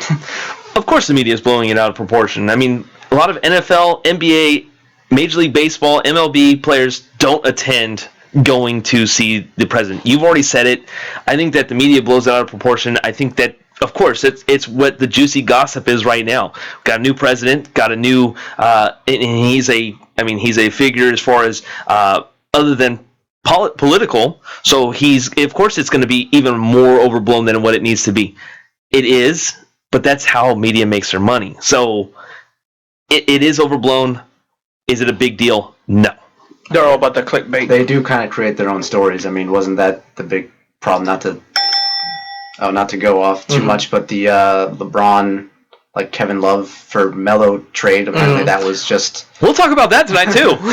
Apparently, that one was made up. Yeah, according to LeBron. Depending on who you say is trash. And what is he the basketball? You're talking about LeBron, the basketball player, or the GM, LeBron James? LeBron James. But yeah, so hit that. I gave you guys a 5, another 5. He doesn't have a rhyme or reason. Just don't. Just you can ask why, the but numbers offend me. But I also think they don't mean anything. They don't. You're learning very well. You're gonna catch on. Like, okay. So far, I think we've got at least 7s for all of Like, he's more sad than you whenever I give you 1. Like, why 5? Like, I need to answer better next time. I think we did better. Wait, who's the problem here? Is it me or is it him? Is it the friend or is it Jeff? He's not going to get specific. He doesn't want to throw anyone under the bus yet. Okay. Wait until you leave. No. Number 4. See, I don't know if you could answer this, because this is a wrestling question. But what is the plans for WrestleMania between Bill Goldberg versus Brock Lesnar? I don't care. There's one thing that I'm not looking forward to. Because I don't know. Did you watch Raw? Yes, I did. So it's going to be Kevin Owens versus Goldberg for the title. And so people are saying that Goldberg's going to win, and it's going to be Goldberg versus Lesnar for the title, and that's where Lesnar's going to win the title. I really hope not. I mean, here's the thing is that I don't like this matchup anyways, and if Lesnar wins the title at WrestleMania, I think that whole storyline stinks, and I really hope it doesn't work out. What I really would like to see is maybe Lesnar will go ahead and mess up that match, and we will maybe see the Demon come back, Finn Balor, that Demon, and that's who I'm hoping we'll see, and he helps headline WrestleMania, not Bill Goldberg versus Brock Lesnar for the WWE Universal Championship. I really am not looking forward to it. I really hope that doesn't happen. You can say pass on this one. If you're not into wrestling, I'm not going to put that one on you. But you will have to start to look into it. Okay. Yeah. Along with Jurassic Park. I know. So first off, I don't have an answer. But secondly, you guys don't have like a John Cena or some sort of wrestling thing drop here? Okay. Who's Enzo? Oh my goodness. Okay. You want a gutter ball? Write this. No. Write this down. You need to know. No, I'm kidding. I'm kidding. I got pens. Listen to watch wrestling. Find out who's Enzo. I don't. Watch Jurassic Park. I don't. Jurassic Park 1. I don't. Jurassic Park 2. I don't. Jurassic Park 3. It's a lot of homework for this weekend. Jurassic Park 4. I don't. Jurassic Park Jurassic 3D. Park World. Yeah. I heard that one. Wasn't that one terrible? Or am I wrong with that? Okay. I mean, it's 3D. How horrible I do can know it be? who E40 is. Just because he's from the Bay Area. Yes. The Bay. Ooh. That's a big word. Oh, what am I on? Are we good? Are we done with that question? Yeah, we just started going off. Happens a lot. Okay. I want a John Cena one for next time. Well, what you want to say? Just like John. Oh, so you know John Cena? Yeah, just because he's like a popular internet True public figure. What you want him to say? Which one? Or like the one that's like, what is it? We can make it happen. And his name is John Cena. Oh no. Da, da, da. Okay. He wants the intro, I think. Oh no, I think you're talking about like the meme. Yeah, the meme. Yeah. And, Okay. You know, when someone John Cena, then Okay. okay, I got you. I give you an 8 just because he didn't know the answer, so he got a pass. So I was being nice. Wait, that's okay. See? It's very backwards. Exactly. But see, here's the thing. Well, you want a bat? This is what he'll I say. can give you a 3-pin. No. Because only you answered and he got a gutter ball. This is what he'll say. I don't care what you think. This is how I play the game. This is my score. Yeah, exactly. It makes no sense. When do we get to give him scores? We don't. Nope. Oh. This is my game. This is where you guys answer. Okay, number 5. You mean hit it one more time? No. Okay. We're good. What are the expectations for Pacific Tigers softball this upcoming season for both of you? A lot of talent. I think they have a lot of talent. We know a few of those players fairly well, considering we know that Haley Moran Rowan, you know her fairly well as well. She's a former Delta college player, and I think that this team can do well. I just really do. I think that. Are you looking for records, or Mark? Are you just how overall? I think they're going to be a lot bigger surprise than what they were last year. I think last year was a complete letdown. I think these girls learned from that. The ones that have moved up in their class. I'm excited for this year. I really am. Not just because, as it's well documented, Mark and I have talked about it. I may be sick of one sport because it's been the highlight of the last 3 months, 2.5 months, basketball. But I'm ready for another sport. I'm really looking forward to softball this year. I'm going to be able to see quite a bit of it this year. I'm excited. I think I said excited like 3 times, right? You're excited. Exactly. Super excited. I think I agree with you, and then I'd also say that from what we heard from Coach is that he is motivated to use what he did wrong last year and improve and make his team better. And I think that anytime a coach can take it upon themselves to look back and realize what they did wrong and admit that, and then try to put that into the next season, I think that shows that he wants this to be a better year, and they will make it a better year. Well, of course, and Coach Colsey, I think is, I think he's well documented. 700 wins, 701 now currently. Wow. I think he's going to be have these girls ready to go. I think this is going to be a great year. I think this is going to be a good year. I shouldn't say great year because their best season was 19-10 or something like that. I think this will be a good year for them. If they finish 500 or around 500, I think it'll be an unsuccessful year. I thought you said 1910. I was like, wow. No. Wow. That's when I was born. You sure about that? Okay, hit that. Hit it. Effect. Sorry. Done. I give you guys a strike. What? Because Sam hit a good answer. He was all sincere, like he knew what he's talking. I'm always sincere about my answers. What are you talking about? Number 6. Moving on. For the men's side, what are the expectations for the Pacific Tigers baseball team? This one will be interesting. We'll have a interview pre-recorded with head coach Mike New ready to go for the broadcast on the 21st, because we'll be back on the 21st for live broadcasting in studio. We'll have a game that we'll be on to next week, a little promoting there.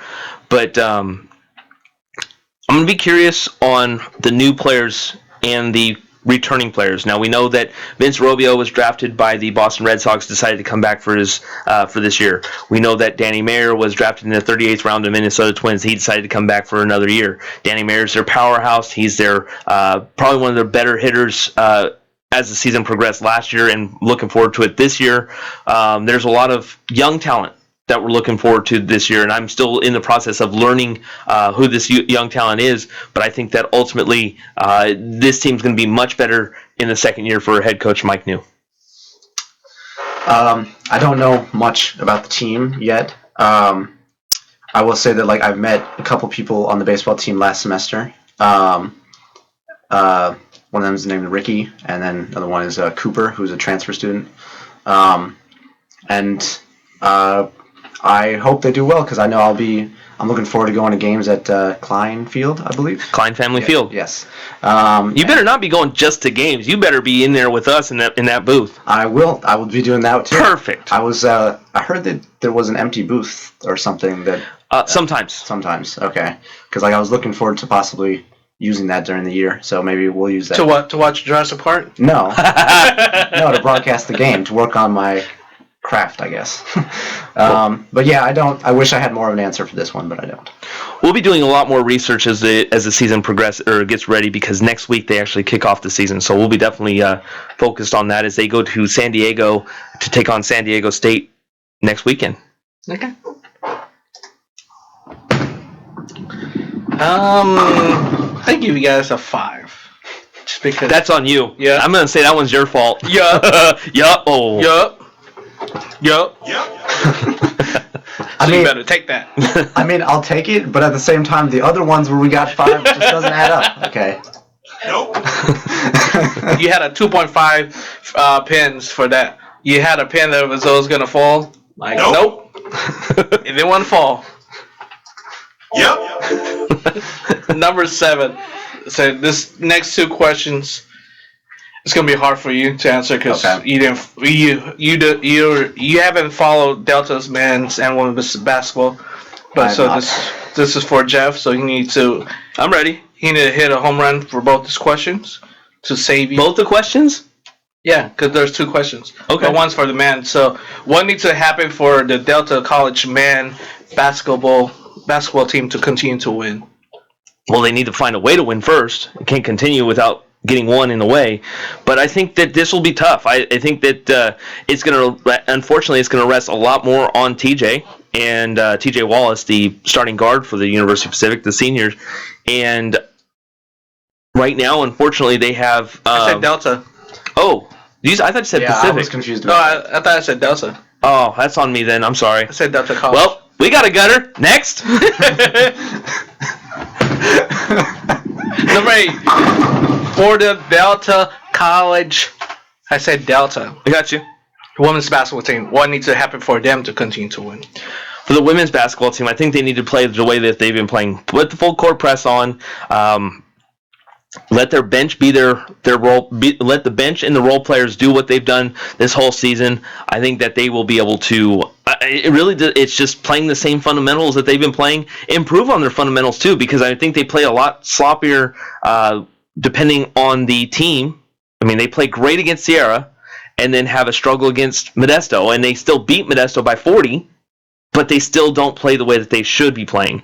I'm not saying that they should have beaten them by 50, but I think that the turnovers were evident. I think that they need to cut down on that. I think they also need to take a little bit better care of the ball, but also the shot selection needs to help as well. But for now, I think that Delta is doing a great job, and I think that, hey, 20-win season, another 20-win season for head coach Gina Johnson is a great feat in its own. I give you a 4.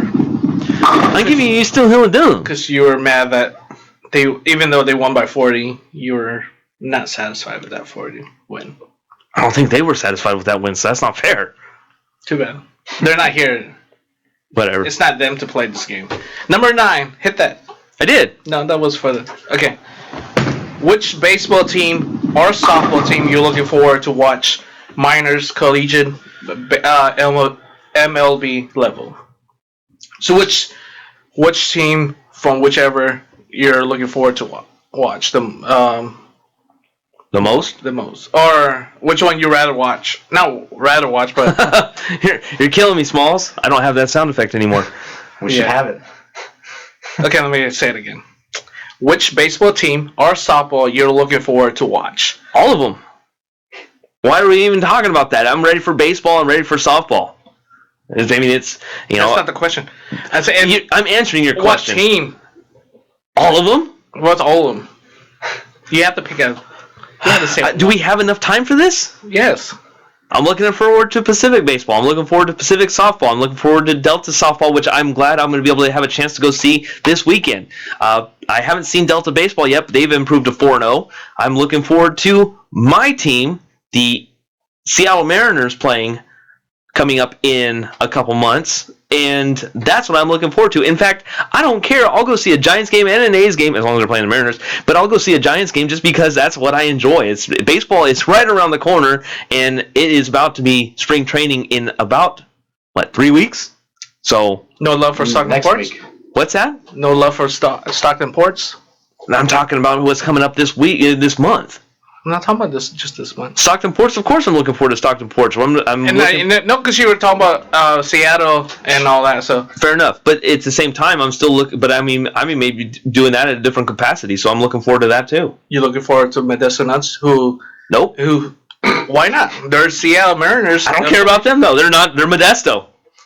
209. I get it. Go then. Seattle. Go. Okay. You're not a fan of Seattle.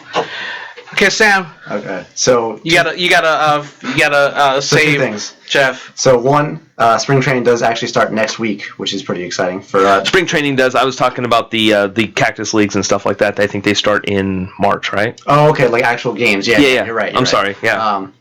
And then two is I think he's just trying to create controversy, like making you choose one team over the other. You know? Oh, I know. It's always like that. Yeah, it is.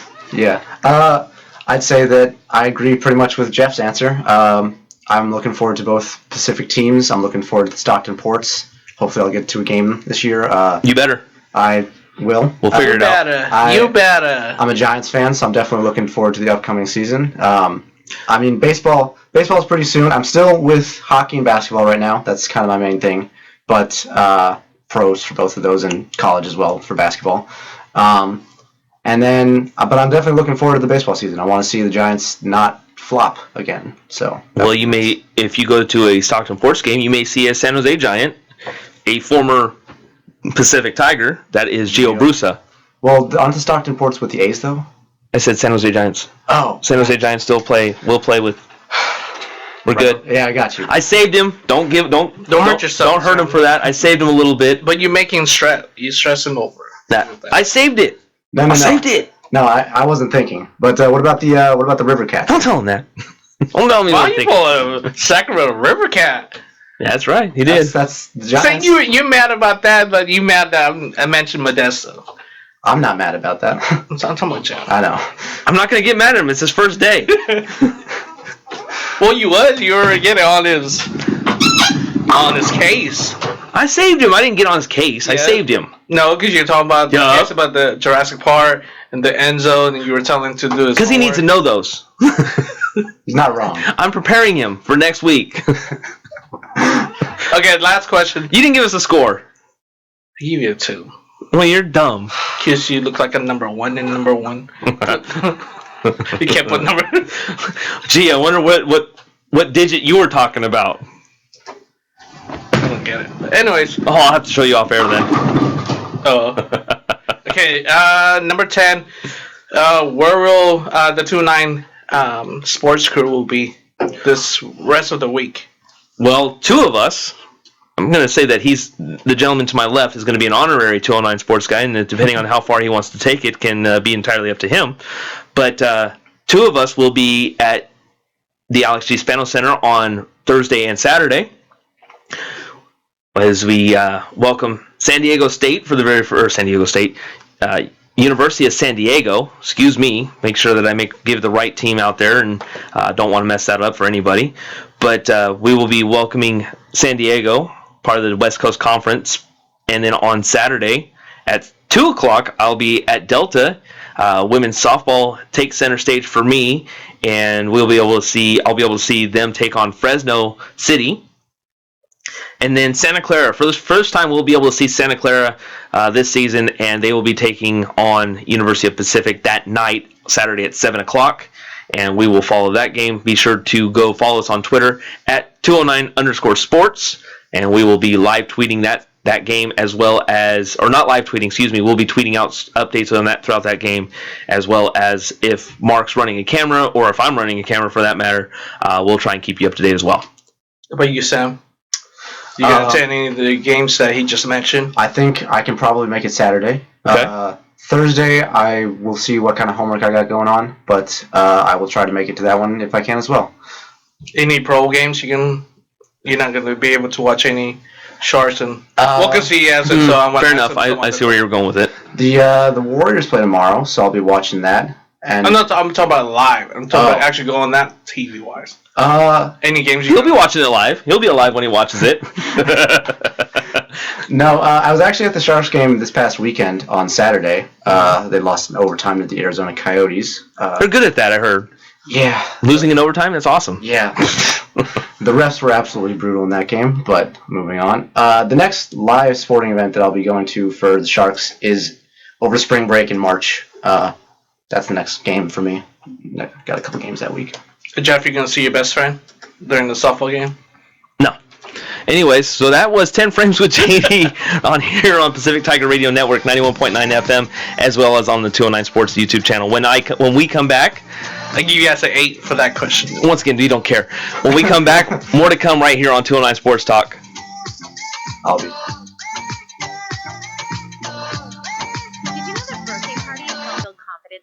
Yeah. Did you know that giving kids less sugar before bedtime helps them sleep better? Oh, totally. Did you know that friendly kids have more friends? Everybody knows that. Hey, guys, did you know that most people think they're using the right car seat for their kid, but they're not? I didn't know that. Parents who really know it all know for sure that their child is in the right car seat at the right age and size. Visit safercar.gov/the-right-seat to make sure your child is protected. Brought to you by the National Highway Traffic Safety Administration and the Ad Council. Interested on the upcoming events on the University of Pacific campus? Join Tuesdays with Mari. On Tuesday from 5 to 6 p.m., she will recap on everything that went on around the campus, also news around the world. Mari, the 6'2 senior from our women's basketball team, will break it down for you. Tuesdays with Mari, from 5 to 6 p.m. only on the Pacific Tigers Radio Network. Psst. Yeah, it's me, your heart. Listen to me. We've got to talk. High blood pressure is serious, and yours? Whoa. What happened to us? We used to be so much more active. But lately, you've been ignoring me. I know you think I'm just gonna keep ticking away forever, but you're wrong. You can do so much more to control your high blood pressure. Doing the minimum isn't doing enough. I'm under a lot of pressure and can quit whenever I want. Bet you didn't know that. But I like my job. Just treat me better. Check on me. Give me something green to nibble on every once in a while. And maybe we can do some exercise on occasion. Let's get to it. After all, we're in this together. Listen to your heart. Don't let it quit on you. High blood pressure can lead to a stroke, heart attack, or death. Get your blood pressure to a healthy range before it's too late. Find out how at heart.org/blood pressure. Check, change, control. A message from the American Heart Association, the American Stroke Association, and the Ad Council. Did you know that birthday parties help build confidence in kids? Yeah. Did you know that giving kids less sugar before bedtime helps them sleep better? Oh, totally. Did you know that friendly kids have more friends? Everybody knows that. Hey, guys, did you know that most people think they're using the right car seat for their kid, but they're not? I didn't know that. Parents who really know it all know for sure that their child is in the right car seat at the right age and size. Visit safercar.gov/the-right-seat to make sure your child is protected. Brought to you by the National Highway Traffic Safety Administration and the Ad Council. Keyboard Cat, Hamilton the Pug, and Toast Meets World. These are some of the internet's most beloved pets, and they all have one thing in common. Their stories started in a shelter. Start your story. Adopt a dog or cat today. Visit theshelterpetproject.org to find a pet near you. Training that pet to play the keyboard, that's optional. Start a story. Adopt a shelter or rescue pet today. Brought to you by Maddie's Fund, the Humane Society of the United States, and the Ad Council. Take an ordinary putty knife and scrape off the old wax ring. Place the new wax ring over the flange, then line up the bolts with the bowl and gently set in place, making sure a proper seal is created with the flange and drain. Next. Dad? Yeah, sweetie. Is that an old plumbing manual? Oh, yeah, honey. We really need to get some new books. Right, do you want me to stop? Nah, I kind of want to know how it ends. Okay. Tighten the bolts, line up the flushing valve to the opening in the top of the bowl, and secure the tank with a screwdriver and crescent wrench. The smallest moments can have the biggest impact on a child's life. Take time to be a dad today. Call 877-4DAD-411 or visit fatherhood.gov. Brought to you by the U.S. Department of Health and Human Services and the Ad Council. Take a look under your bed. Find stuff under there? What about jobs? No? Now try your basement. There's a pair of overalls that overall you're not so into anymore. A perfectly good laptop that hasn't sat in your lap in months. And even more stuff, but still no jobs? Well, you really have both. See, stuff is defined as household articles considered as a group. Sometimes this stuff is no longer needed. Wait, no longer needed? That can't be right. Because remember those jobs you were looking for? Those are really needed, and they're the stuff inside your stuff, even inside that winter coat that moved with you to Phoenix. Our job is to unlock those jobs, and it starts when you donate your stuff to your local Goodwill. Here's how we do it. When you donate to Goodwill, we sell your stuff to provide job training for people right here in your community. So just by teaming up with Goodwill, you help create jobs. And isn't that worth parting with the leftover keytar from your 80s cover band? Goodwill. Donate stuff, create jobs. Find your nearest donation center at goodwill.org. A message from Goodwill and the Ad Council. Interested on the upcoming events on the University of Pacific campus? Join Tuesdays with Mari. On Tuesday from 5 to 6 p.m., she will recap on everything that went on around the campus, also news around the world. Mari, the 6'2" senior from our women's basketball team, will break it down for you. Tuesdays with Mari, from 5 to 6 p.m. only on the Pacific Tigers Radio Network. Hey, there he is. How's it going? I'm having a stroke. Are you going to shake my hand or what? I'm having a stroke. Wow, you're not even moving your arm. I'm having a stroke. Are you okay? I'm having a stroke. Your face looks weird too. I'm having a stroke. Are you having a seizure or something? I'm having a stroke. When someone is having a stroke, they may not be able to say it with words, but their body language will tell you loud and clear. I'm having a stroke. You just need to know the sudden signs. Look for FAST, F-A-S-T. F, face drooping. A, arm weakness. Or S, speech difficulty. Then T, time. Time to call 911 immediately, because the sooner they get to the hospital, the sooner they'll get treatment. And that can make a remarkable difference in their recovery. Know the sudden signs. Face, arm, speech, time. Spot a stroke fast. Visit strokeassociation.org. Brought to you by the American Stroke Association and the Ad Council. Is my kid in the right car seat? I guess she is. There are probably rules on when to move up to a booster seat, aren't there? Rear facing, forward facing. I think I have it right. Car crashes are a leading killer of children 1 to 13. Are your children in the right car seat for their age and size? Don't think you know you know. Go to safercar.gov/the-right-seat. Brought to you by the National Highway Traffic Safety Administration and the Ad Council. What if I told you that a tornado was going to happen tomorrow, right where you live? That it would touch down at exactly 3:17 p.m., and I told you the exact path it would take. You would, of course, prepare. You would talk with your loved ones, and you'd make a plan today. It's true, I can't tell you a tornado will strike tomorrow, but shouldn't you have a plan anyway? Go to ready.gov/communicate and make your emergency plan today. Don't wait. Communicate. Brought to you by FEMA and the Ad Council. Did you just look down at your phone? You did it again, didn't you? You know, you're flying down the road in a 3-ton hunk of steel, and a text takes your eyes off the road for an average of 5 seconds. At 55 miles per hour, that's long enough to travel the length of a football field and cause some serious damage. Turn it off. Trust me, whatever it is, you'll live. Learn more at StopTextStopWrecks.org. Brought to you by the Ad Council and the National Highway Traffic Safety Administration. You know what really gets a party started? Indoor baseball. Yeah, just find a broom or a pool cue, and you can use like anything as a ball. Cans, bottles, shoes. Hey bro, toss me that avocado. Most party fouls are pretty dumb, but if you decide to drink and drive underage, you could lose your license and your freedom. Underage drinking and driving, the ultimate party foul. Learn more at ultimatepartyfoul.org. Brought to you by the National Highway Traffic Safety Administration and the Ad Council.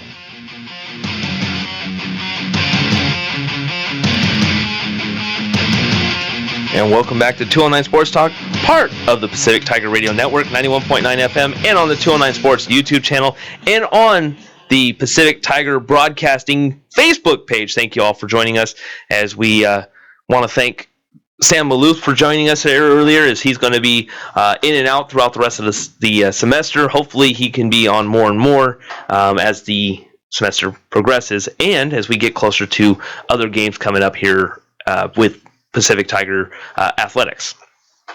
Want to thank head coach Brian Colsey. If you missed that interview, we will have it up on our 209 Sports YouTube channel, or the YouTube channel, as well as on our own personal. What are you doing?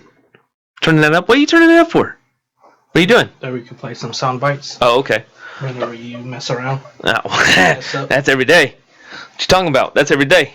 Every day I'm hustling. Nothing? No. You don't got a soundbite for that? Nope. Continue on. Oh my goodness. That was. We want to thank head coach Brian Colsey. As Mark's messing with me a little bit too much now. I'm getting flustered over here.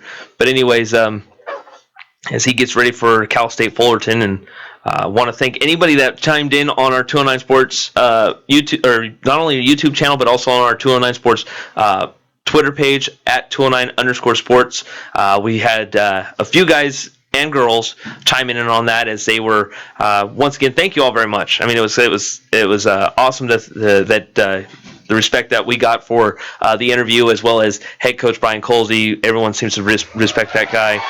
He's absolutely phenomenal, and looking forward to having a good season so far.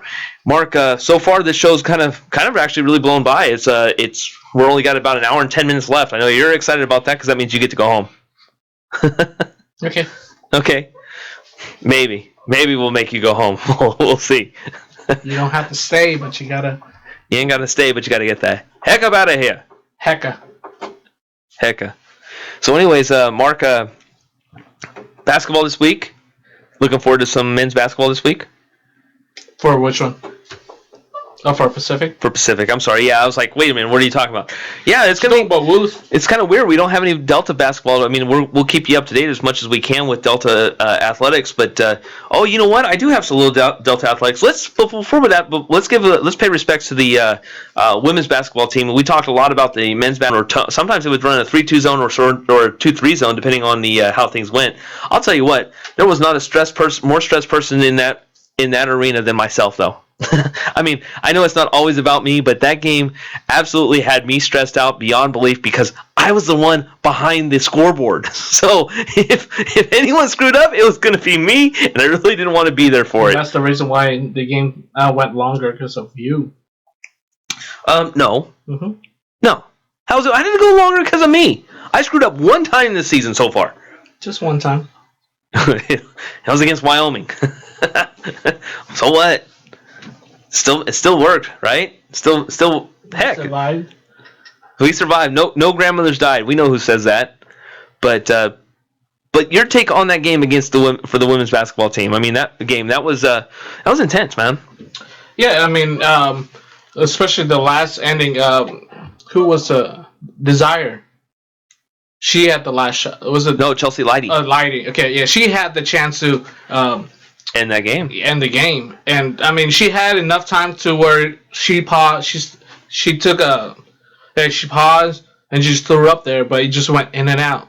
So there was more time on that clock than I think she realized. I think there was about 2.5 seconds when she actually took that shot. Did they have a timeout, or they just wanted run and gun type of? No, they had no timeouts. Okay, no, because the one when I was on camera, so I thought they had at least a timeout. So that's why I was like, wait, why they're not trying to call that timeout? Other they want to change the pace by making Pepperdine think that they're going to call timeout to set up a play, but instead of doing that, they just did a run and gun type of play. But you were behind the scoreboard, so you know who has timeouts and who doesn't. So. But yeah, a lot of those cases when it comes to overtime, a lot of teams they lose because they spent the whole game trying to catch up and trying to win the game. By the time they hit overtime, they just get tired. So it's good to see that the Pacific Tigers were they didn't let that happen for them. Now let's go to the very. You were at the south end, correct? If I'm not mistaken, you were on the Pepperdine side at that game. Mm-hmm. Okay, so with about 20-ish seconds left remaining, Gianna Ulu Summers drives in and she gets fouled. She hits 2 free throws to put them up by 1. It was 80-79. About 3 seconds left, or about 7 seconds left on the game clock. On the other side, Pepperdine drives inside. And they try a layup, and it's missed. in your opinion, from my angle, I'll tell you what my angle looked like. Is it looked like a foul?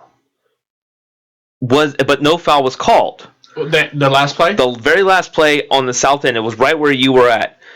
In my angle, it looked like there was a foul that should have been called but wasn't called. No, not my end. The other end. No, on the Pepperdine side. Oh, okay. For the final shot, the very last shot, with 7.3 seconds left to go, the very last shot, the coaching staff felt there should have been a foul called. In your angle, did you see a foul possibility, or was it a clean play? My angle looked like there was a foul that needed to be called, but it wasn't. To be honest, I'm not sure what play you're talking about, because the last play in regular time. No, overtime. Overtime. Yeah, see, I was just glad that it was over. Yeah, there wasn't a second overtime, and the Tigers won. Who cares? I'm done. Mic drop. Yeah, because being a camera person, being that long, I mean, they play fast. It's just to the point where, like, okay, let's just end this. But the other good thing about it, the players were not really in foul trouble. So they were like, if we lose this person, we're gonna go to the bench, or we won't have enough players. Remember, it's like the men's team before, when they had a couple players who were on foul trouble, and then once they went overtime, boom, they start losing players. I'm glad you mentioned that, actually, because you know, as well as John Mark knows, the other guy that calls the games with me, I'm very critical of officiating. And lately, I've been even more outspoken than I think that if I was a coach or something like that, I've probably been fined several times. Unfortunately, I'm not a coach, and I don't have to worry about that. So, the heck? Goodness. Oh, that was Professor Carpenter had something to answer back. So that should be. But anyways, bruh. Oh, you did. I just saw that. But the officiating today, or in this game against Pepperdine, was absolutely consistent. I wouldn't say it was great. I think it was very consistent on both ends. I think they let these girls play. For the very first time in a long time, not the very first time this season, but for the very first time in a long time, I can actually say that this was probably a very well-called game, being that it was consistent on both ends. What was it? 16 fouls were called for one team and 15 were for another, something like that, if I've got that correct. I could be wrong here a little bit. I'm trying to look at it right now. 13, 15. 13, 15? 16. Oh, 13, 16? Yeah. So 13 fouls called for one team, 16 fouls called for another. I mean, really, and the free throw shots attempts were pretty much even. Pepperdine was 9 for 11, and Pacific Tigers were 9-13. And look at that, it looks we're not used to seeing Gianna Lualu Summers miss a free throw. She missed a free throw for the first time in 4 games, I believe it was. Yeah, but at least she made those free throws when they count the most, and that was on overtime. So yeah, good job for her. I mean, I don't know her career, what you call it, her stats as a career. So it's probably still up there by ranks.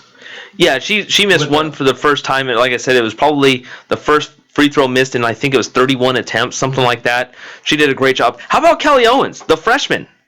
How about her? I mean, stepping up and playing and scoring 20 points, absolutely. But once again, it's the other things that we don't account for. They shot almost 40%, but the other things that they don't account for that Kelly Owens. I think Kelly Owens made a great dive right at midcourt to take possession of a ball and flipped it kind of behind her back to I want to say Moriana Clayton was standing right there in order to have a turnover / take a possession away from Pepperdine. And I mean, those are the little things that Callie Owens doing that.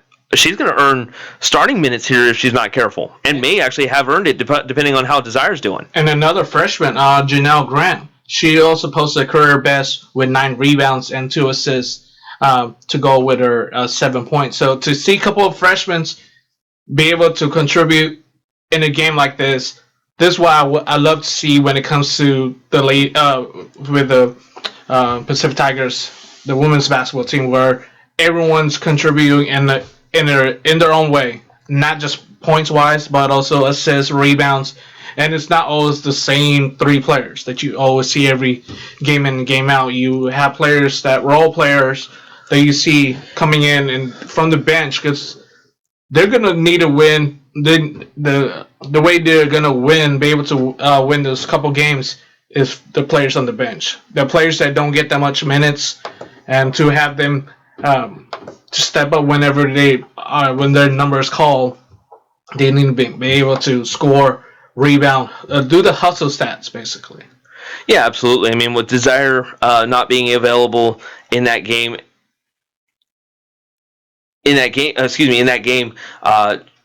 she with her having to step aside. Chelsea Lighty played a lot of considerable minutes.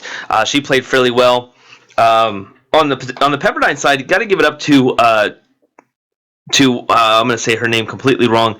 It's Yaz Robinson Bakati, I believe is the name. 11 of 18, 16 rebounds, and 25 points. She absolutely was a beast on the defensive rebounding, and she did a great job, as well as Allie Green, the guard, went 8 of 22, but with 22 points. A total of 14 assists for Pepperdine. Something that I think in the last game against Pacific they didn't do a lot of. While Pacific, I'll tell you what, you want a team to talk about, a team that was getting around the ball here a lot, or pushing the ball around a lot, was Pacific. This game, in that game, they had 23 assists, 4 by Gianna Ulu Summers. Emily Simons had 6 assists. Mm-hmm. Career high. Mm-hmm. So 6 assists to her. Callie Owens had 2 assists as well as 7 rebounds. Janelle Grant, 9 rebounds, 7 points off the bench. The bench scored they scored 30 points off the bench. Amelia Lee had a big 3 in the latter part of that game. She played 17 minutes. No assists, which is really weird for me to say that about her. Excuse me, she had 5 assists. I said 0. I looked down a little too far. She had 5 assists, which is what we're usually accustomed to. So I'll take back what I said here right now. And but overall, 43 rebounds to 34 that Pepperdine had. It was a game that the statistics show that Pacific dominated in a lot of categories, but the game didn't come out the same way. So they fought and did a great job coming with a victory. Yeah, one of the categories that I saw was they improved really good was in the first quarter. Well, yeah, first quarter they only turned over the ball one time.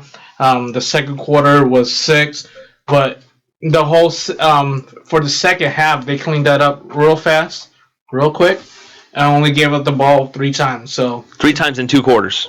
Yeah. So to be able to do that for the second half, to be able to just to turn over the ball 3 times, that takes a lot, and that's pretty much how you win. I mean, and all this team, they're always gonna turn over the ball no matter what. But as long as you could get the ball back from their side, and it's all about that base, all about the turnover points and the second chance points. So I'm glad you said that, because I was looking actually at the offensive rebounds. They doubled Pepperdine's offensive rebounding, 7 to 14. Overall, it was 43-41. Pepperdine was cleaning up the defensive glass, but they were also giving up a lot of the offensive rebounds to Pacific. So another good job. Moriana Clayton, I got a question for you, Mark. And I don't know if you saw it. She had 8 and 7, by the way. Moriana Clayton did. 8 points, 7 rebounds. Did you see the little battle between Moriana Clayton and the stoppage of the play inside? I want to say it was in the third quarter. Mm-hmm. Did you happen to see that at all, or were you focusing on other things at the moment? No. At that time, to begin with, I mean, being the camera person, I was taking a shot from the other side. So I mean, I saw that, but I didn't know what was going after a whistle was blown. I mean, because we had a stoppage, so they called a timeout or whatever it was. So I changed to I put the camera in a different place, so I wasn't really focused on what was going on. Right. So yeah, you probably know more about what happened during that stoppage. So.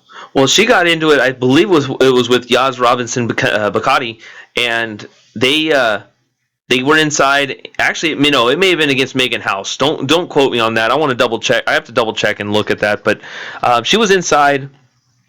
Words were exchanged.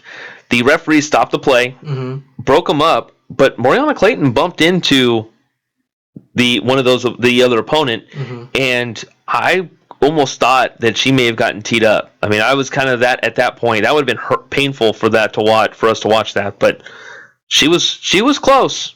Didn't she? Isn't that time where she had to sub out?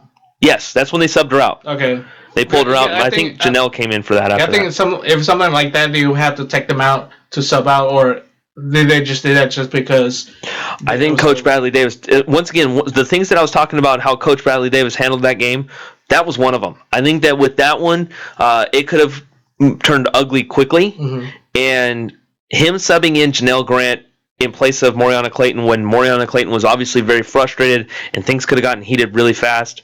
Pulling her, putting in not only fresh legs, but at the same time, someone that hasn't had that little bit of history now, that recent history, was a smart play by Bradley Davis. And once again, it's things like that went a long way in this win. No, I thought it was just a normal thing because I remember I forgot what game it was. I don't know if it was in here or at Delta where once a referee says something to the players or the coach, that's the time where they have to make a switch. Because I thought the ref gave a warning, like you better watch her or else. Oh, they warned them. No, so that's why I said okay, turn because that wasn't the first time I saw something like that happen. So that's why I was. So probably was. That's a good question. I really don't know the answer because she warned the I believe it was the female referee warned both of them. Not just one, warned both of them. So I would think that both of them would have to have left, and only one of them left, and that was Maury. Well, and I'm not saying that it was wrong. But I'm saying it's probably just at that time. It was probably more her because probably she saw more what she was doing. That bump went a long way. Yeah, she probably saw the bump. I don't know if she did or not, or one of the referees saw that. Yeah, maybe. But they're not going to call that because they could have. Yeah, no, that's what I'm saying. They didn't just because there's probably I don't know what would be the reason why, but she got to say hey, you gave the warning, so you better take her out before she gets teed up or something like that. Could have. Yeah, I mean, you know what? Yeah, you're absolutely right. Could have. Yeah, no, because I saw. Yeah, I know I saw another example. A time like that situation where, but yeah, I don't know if it's here or at Delta where that happened. So the Pacific Tigers women's basketball team hits the road, and we asked Coach Bradley Davis. I don't have the soundbite because I was running way behind, and I was helping out with trying to get the Facebook Live stuff up. But it was loud. It was extremely loud because of the pep band. How big? So I'll ask you this: how big do you think that victory goes in now that the Tigers are going on the road? I mean, it's always good to have to win before you go on the road because you have the momentum going. I mean, it's better than it's always good to go on the road knowing that you won a game before. Because I mean, they're still good. They should be still hungry to get more victories and continue to get that winning streak going. So yeah, it's a big thing. Of course, they're gonna say. Yeah, it's a big, but they have to focus on one game at a time. I mean, yeah, of course you're going to focus on one game at a time, but to be able to win and then go on the road and use that momentum and just to continue winning, and by the time they come back home, they could probably be in a 2 or 3 game winning streak type of game. I would hope so. I really would. I would hope that they would.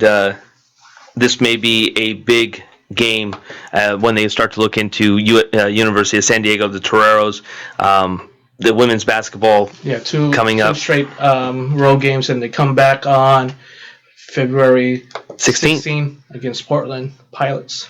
Portland Pilots. I believe they beat that team in the. Can you look up real quick? Actually, it should be right there.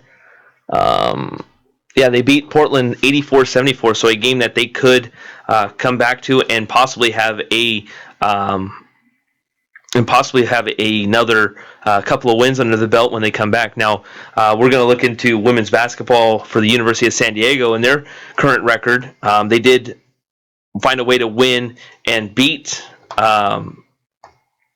They did beat Portland here recently, but still, so far a lot of games still to play. I believe there's 6 or 7 games still left going on. As they have it showing that the Pacific Tigers will be playing University of San Diego. I got that. That's got to be wrong. Yeah, they got 6 more games left. But they're 10-12, 4-8 in the conference, so they have an opportunity to possibly beat San Diego. And if they can find a way to beat Santa Clara, because Maury don't like Santa Clara, they could be riding a 2-game or a 3-game winning streak going into against Portland. That'd be a great situation to be as they welcome Portland, and then they got Gonzaga on the 18th, and then Santa Clara again. So this could be interesting if they can find a way to start. Okay, we went through the 5-game losing streak. They could very, very easily go on a 4 to 5 game winning streak, considering that Gonzaga is probably one of the better ones in the conference. They've already beaten Gonzaga in the conference. This could be a good setup as they play LMU, and then before they head off to the West Coast Conference Tournament in Las Vegas at the Orleans Arena. So we'll keep you in tune on that, and of course they will be on the road for the next couple of games. It's weird that it shows. It's weird. I'm looking at the San Diego website, the San Diego Toreros website, and it shows that Pacific being the home team, but it's showing that it's over at the Pavilion over in San Diego. So okay. It's a little bit interesting for me to watch. But anyways, do you think that when we talk, the next time we talk Pacific Tigers basketball, that next game will be against Portland, could we be talking about a 3-game winning streak going into that game against Portland on Thursday the 16th? I mean, you always want to say that, yeah, they will. I mean, the last thing they played against San Diego at home, they won, like you said, 64. I mean, it's going to be a whole different game because they're playing it, of course, in San Diego. But I see them. That's going to be. I think that game will be determined. If they able to win that, then I say they're going to go into Santa Clara with a better momentum, knowing that they beat San Diego twice already. So they should be okay. We beat them. We beat San Diego. Now let's focus on this team.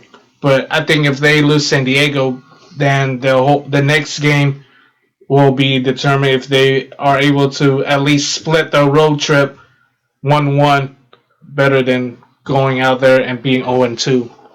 Yeah, one game at a time. I mean, Santa Clara is a good team, so it's hard to just go up and just say, oh, yeah, we're going to go off and beat 2 in a row, but 1-1 on a road trip is going to be big. I think that Portland should be able. I'm looking at the schedule. They should be able to beat San Diego. Not saying that they will, because unfortunately San Diego may play that zone. Tigers have a problem playing the zone, and if they find a way to be able to beat that zone, it'll be interesting. I also heard that San Diego may not be playing a zone, so we'll see how they decide to do a little bit of a defensive setup against Santa Clara. I think there's going to be a little added motivation. Against Portland, Tigers have already got the upper hand on that one, so we're hoping that they can come away with a victory there. And Gonzaga, they got their number as well. They did beat Gonzaga in Washington, so we'll see how that goes from there. So with that being said, Mark, let's go ahead and take a break. When we come back, I forgot I'm doing this already. You are doing that, sir. But anyways, when we come back, we will have a little bit more. We'll see what we got going around the Pacific Tiger campus, as well as on the gridiron. We'll kind of put our final stamp on the Super Bowl, as well as the upcoming WWE pay-per-view. More to come right here on 209 Sports Talk, part of the Pacific Tiger Radio Network. Music is a bridge between the material and the spiritual. My name is Harvey Lauer, and I'm 82. As a blind person, you have to be aware that nobody can tell you what you can or can't do. You really have to try things. My folks got me a little radio in 1940, and that was the best Christmas present I ever got. When I was 11 years old is when I started to play music, play the piano, and then the accordion, and then the cello. My wife, who was also blind, was a good cook. When she died, that's when I started Meals on Wheels. America, let's do lunch. 1 in 6 seniors faces the threat of hunger, and millions more live in isolation. Drop off a hot meal and say a quick hello. Volunteer for Meals on Wheels by donating your lunch break at americaletsdolunch.org. This message brought to you by Meals on Wheels America and the Ad Council. Take an ordinary putty knife and scrape off the old wax ring. Place the new wax ring over the flange, then line up the bolts with the bowl and gently set in place, making sure a proper seal is created with the flange and drain. Next. Dad? Yeah, sweetie. Is that an old plumbing manual? Oh, yeah, honey. We really need to get some new books. Right, do you want me to stop? Nah, I kinda wanna know how it ends. Okay. Tighten the bolts, line up the flushing valve to the opening in the top of the bowl, and secure the tank with a screwdriver and crescent wrench. The smallest moments can have the biggest impact on a child's life. Take time to be a dad today. Call 877-4DAD-411 or visit fatherhood.gov.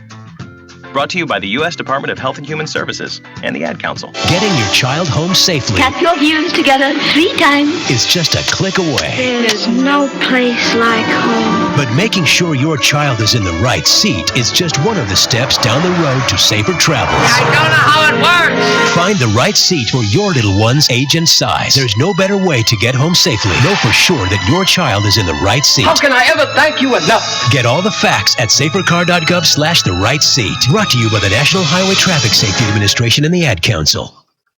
Is my kid in the right car seat? I guess she is.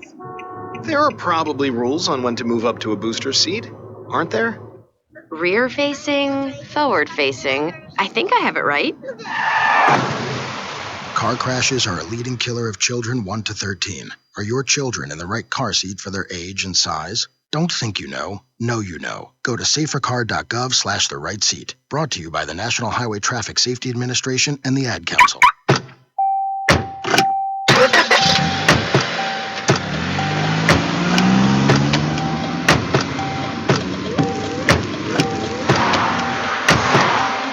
Driving has a rhythm all its own.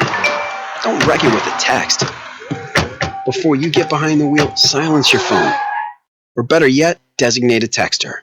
For more text-free driving tips, visit stoptextstoprex.org. Brought to you by the Ad Council and the National Highway Traffic Safety Administration. You know what really gets a party started? Indoor baseball. Yeah, just find a broom or a pool cue, and you can use like anything as a ball. Cans, bottles, shoes. Hey bro, toss me that avocado. Most party fouls are pretty dumb, but if you decide to drink and drive underage, you could lose your license and your freedom. Underage drinking and driving, the ultimate party foul. Learn more at ultimatepartyfoul.org. Brought to you by the National Highway Traffic Safety Administration and the Ad Council. Uncle Dan? Mom? Dad? If you store your guns properly, so not just anyone can get to them, I'll feel safer when I'm playing outside. Safer when walking home. Safer when my friends come over. As your neighbor, I'll feel safer. As a school teacher, I'll feel safer. we'll all feel safer.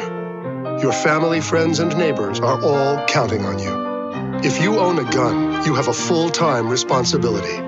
When you aren't using it, be sure it can't get into the hands of curious children, troubled teenagers, a thief, or anyone else who might misuse it. Remember, always, lock it up. For more information on firearms storage safety, visit ncpc.org. This message brought to you by the National Crime Prevention Council, the Bureau of Justice Assistance, and the Ad Council. So when you get to the corner of Smith and Orchard, you're going to want to take a You left. are not going to then believe what you're this. going to do is turn Marcy onto and Marcy Brad Avenue just broke up, and go past and the apparently first 3 she's lights, happy and then about take it. the next left. I don't really Then think drive she's 5 more happy, blocks, but and you should be who am there. I to judge, right? Park anyway, on the right. that's I'll what see I you heard later last tonight. night. It's hard to concentrate on two things at once, like texting and driving. Stop the text, stop the wrecks. How will you stop texting and driving? Tell us at stoptextstoprex.org. Brought to you by the National Highway Traffic Safety Administration and the Ad Council. What if I told you that a tornado was going to happen tomorrow, right where you live? That it would touch down at exactly 3:17 p.m., and I told you the exact path it would take. You would, of course, prepare. You would talk with your loved ones, and you'd make a plan today. It's true, I can't tell you a tornado will strike tomorrow, but shouldn't you have a plan anyway? Go to ready.gov/communicate and make your emergency plan today. Don't wait. Communicate. Brought to you by FEMA and the Ad Council. I rescued Toast from a shelter in 2011. I love Toast because she's a lazy diva. Toast does whatever she wants, obviously. She's sleeping right now. She's so loving. She's so comforting. When I walked into the shelter, I knew right then that she was special. Toast, Instagram star, and shelter pet. Amazing adoption stories start in shelters. Start yours today. Visit theshelterpetproject.org to find a pet near you. Brought to you by Maddie's Fund, the Humane Society of the United States, and the Ad Council.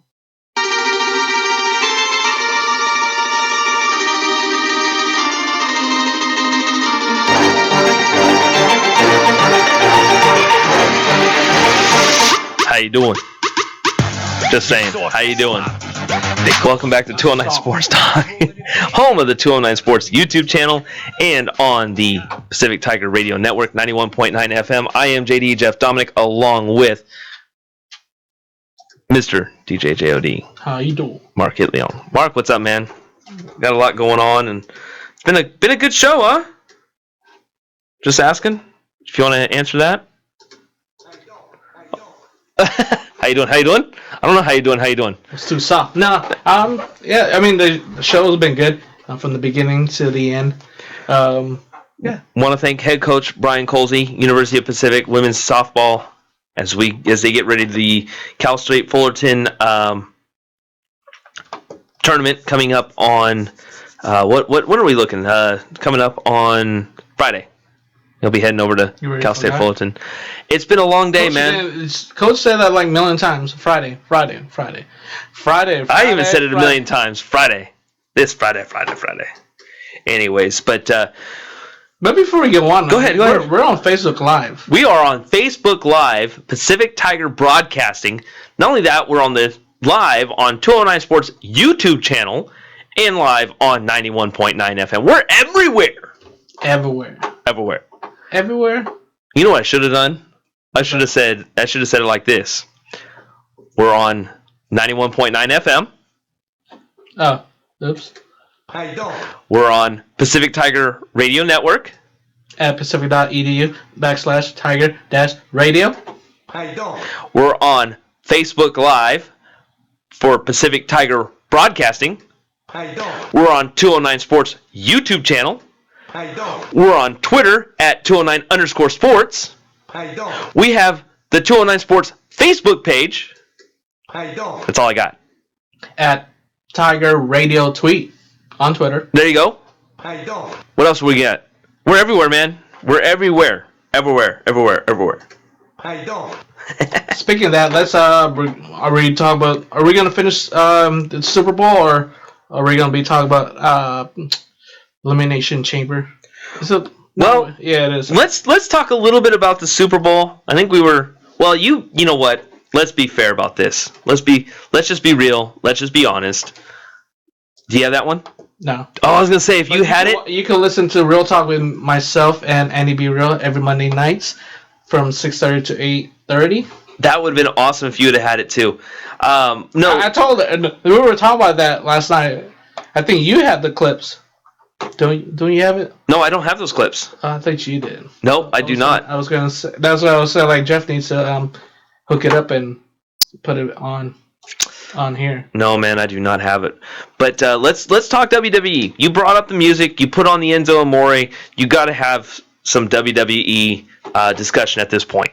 To be honest, I was surprised that Elimination Chamber was this weekend. You and me both. I really got thrown off when they said, "Oh yeah, it's Elimination Chamber is now." I thought I was the only one struggling to say that. But good to see you did it. So we good. JJ,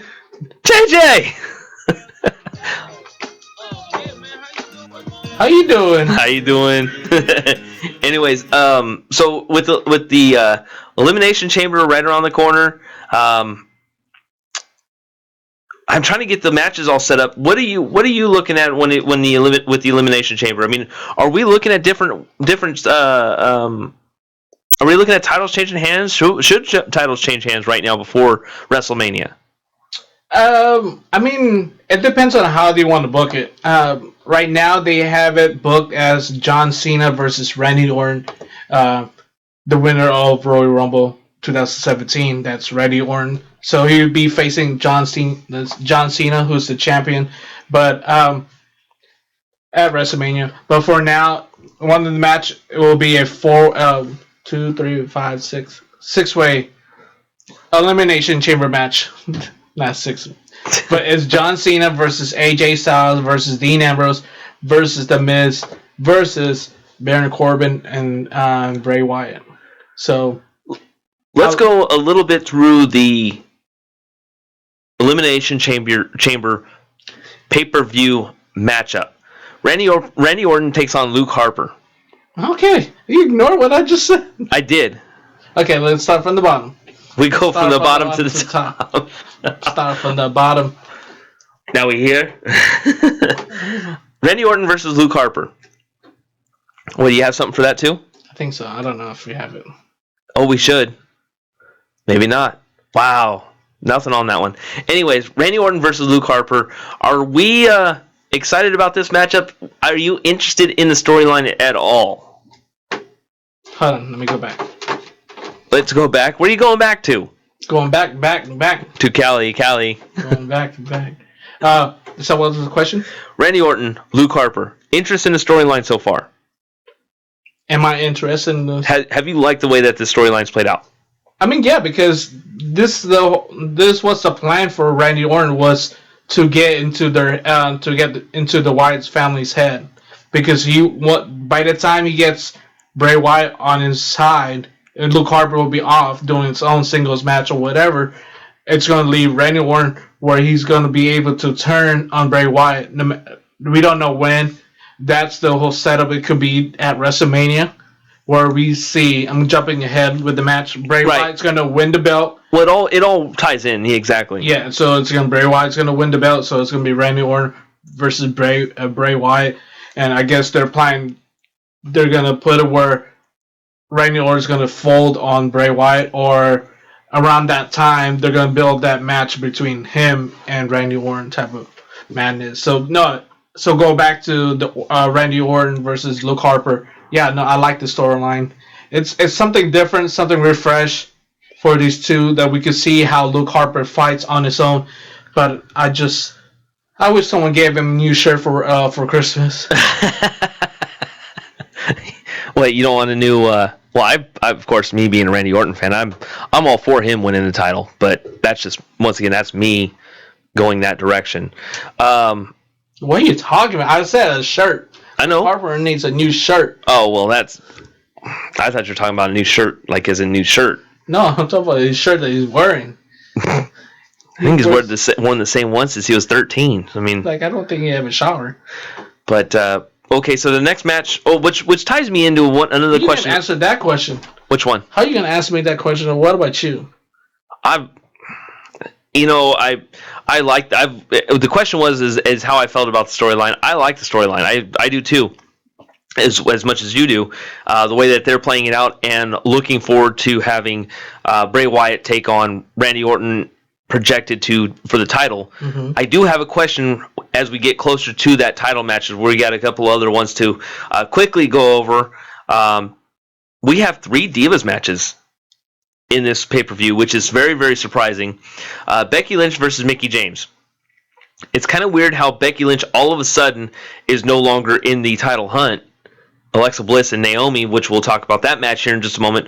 But she takes on Mickie James. Mickie James making a return, was in the NXT program. She quickly jumped out of that and went straight to the WWE.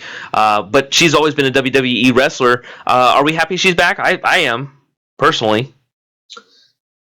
Well, I'm happy that she's there, but how she went, I don't know. I don't like the storyline, how she went. I mean, when they introduced her, well, not her, but the whole Luchadora, is that what they call her? El Luchadora. Mm-hmm. Okay. But then that's how I have figured. People were saying that was someone else, but I had a feeling it was Mickie James, and that's how, because we never heard of her in NXT anymore, so we're like, oh, we know Mickie James. But just to throw in the feud Becky Lynch like that, I feel bad for Becky Lynch, to be honest. Right. She's always throwing this match where she never gets her way. Is she starting to become the jobber of the female or of the women's division? No, because the jobber, I believe, is Natalya. Good point. Because I guess I'm being biased because I don't like her. It's Nikki Bella versus Natalya. That was perfect. Nikki Bella taking on Natalya. Yeah, look at that. The very next transition. So, or the very next match. Good transition. This is just a filler match to me. I think the Nikki Bella Natalya match is one of those matches that is very old. Mm-hmm. They drag it too long. They have, and they've drug it around for a very long time. I mean, we're not talking about just one match. We're talking probably about a few years of this kind of same kind of storyline. Natalya is jealous of Nikki Bella, and it just kind of just really hasn't really shown up as much. But now they're all of a sudden pushing it a lot harder because Nikki Bella's sales are probably one of the most astounding for a woman's for a female wrestler. Mm-hmm. So I think she does, and you can say that John Cena's part of it. Depends on how you look at it. I think Nikki Bella has done a great job, and the Bella twins, for that matter, have done a great job selling their own brand. I don't think the putting John Cena or Daniel Bryan, for that matter, in the mix of because one's a husband and a husband and wife combo or a boyfriend girlfriend combo may have helped the sales, but they've created their own brand, and I think they've done a great job. No, not the sales itself. I mean, these Nikki Bella and Brie Bella.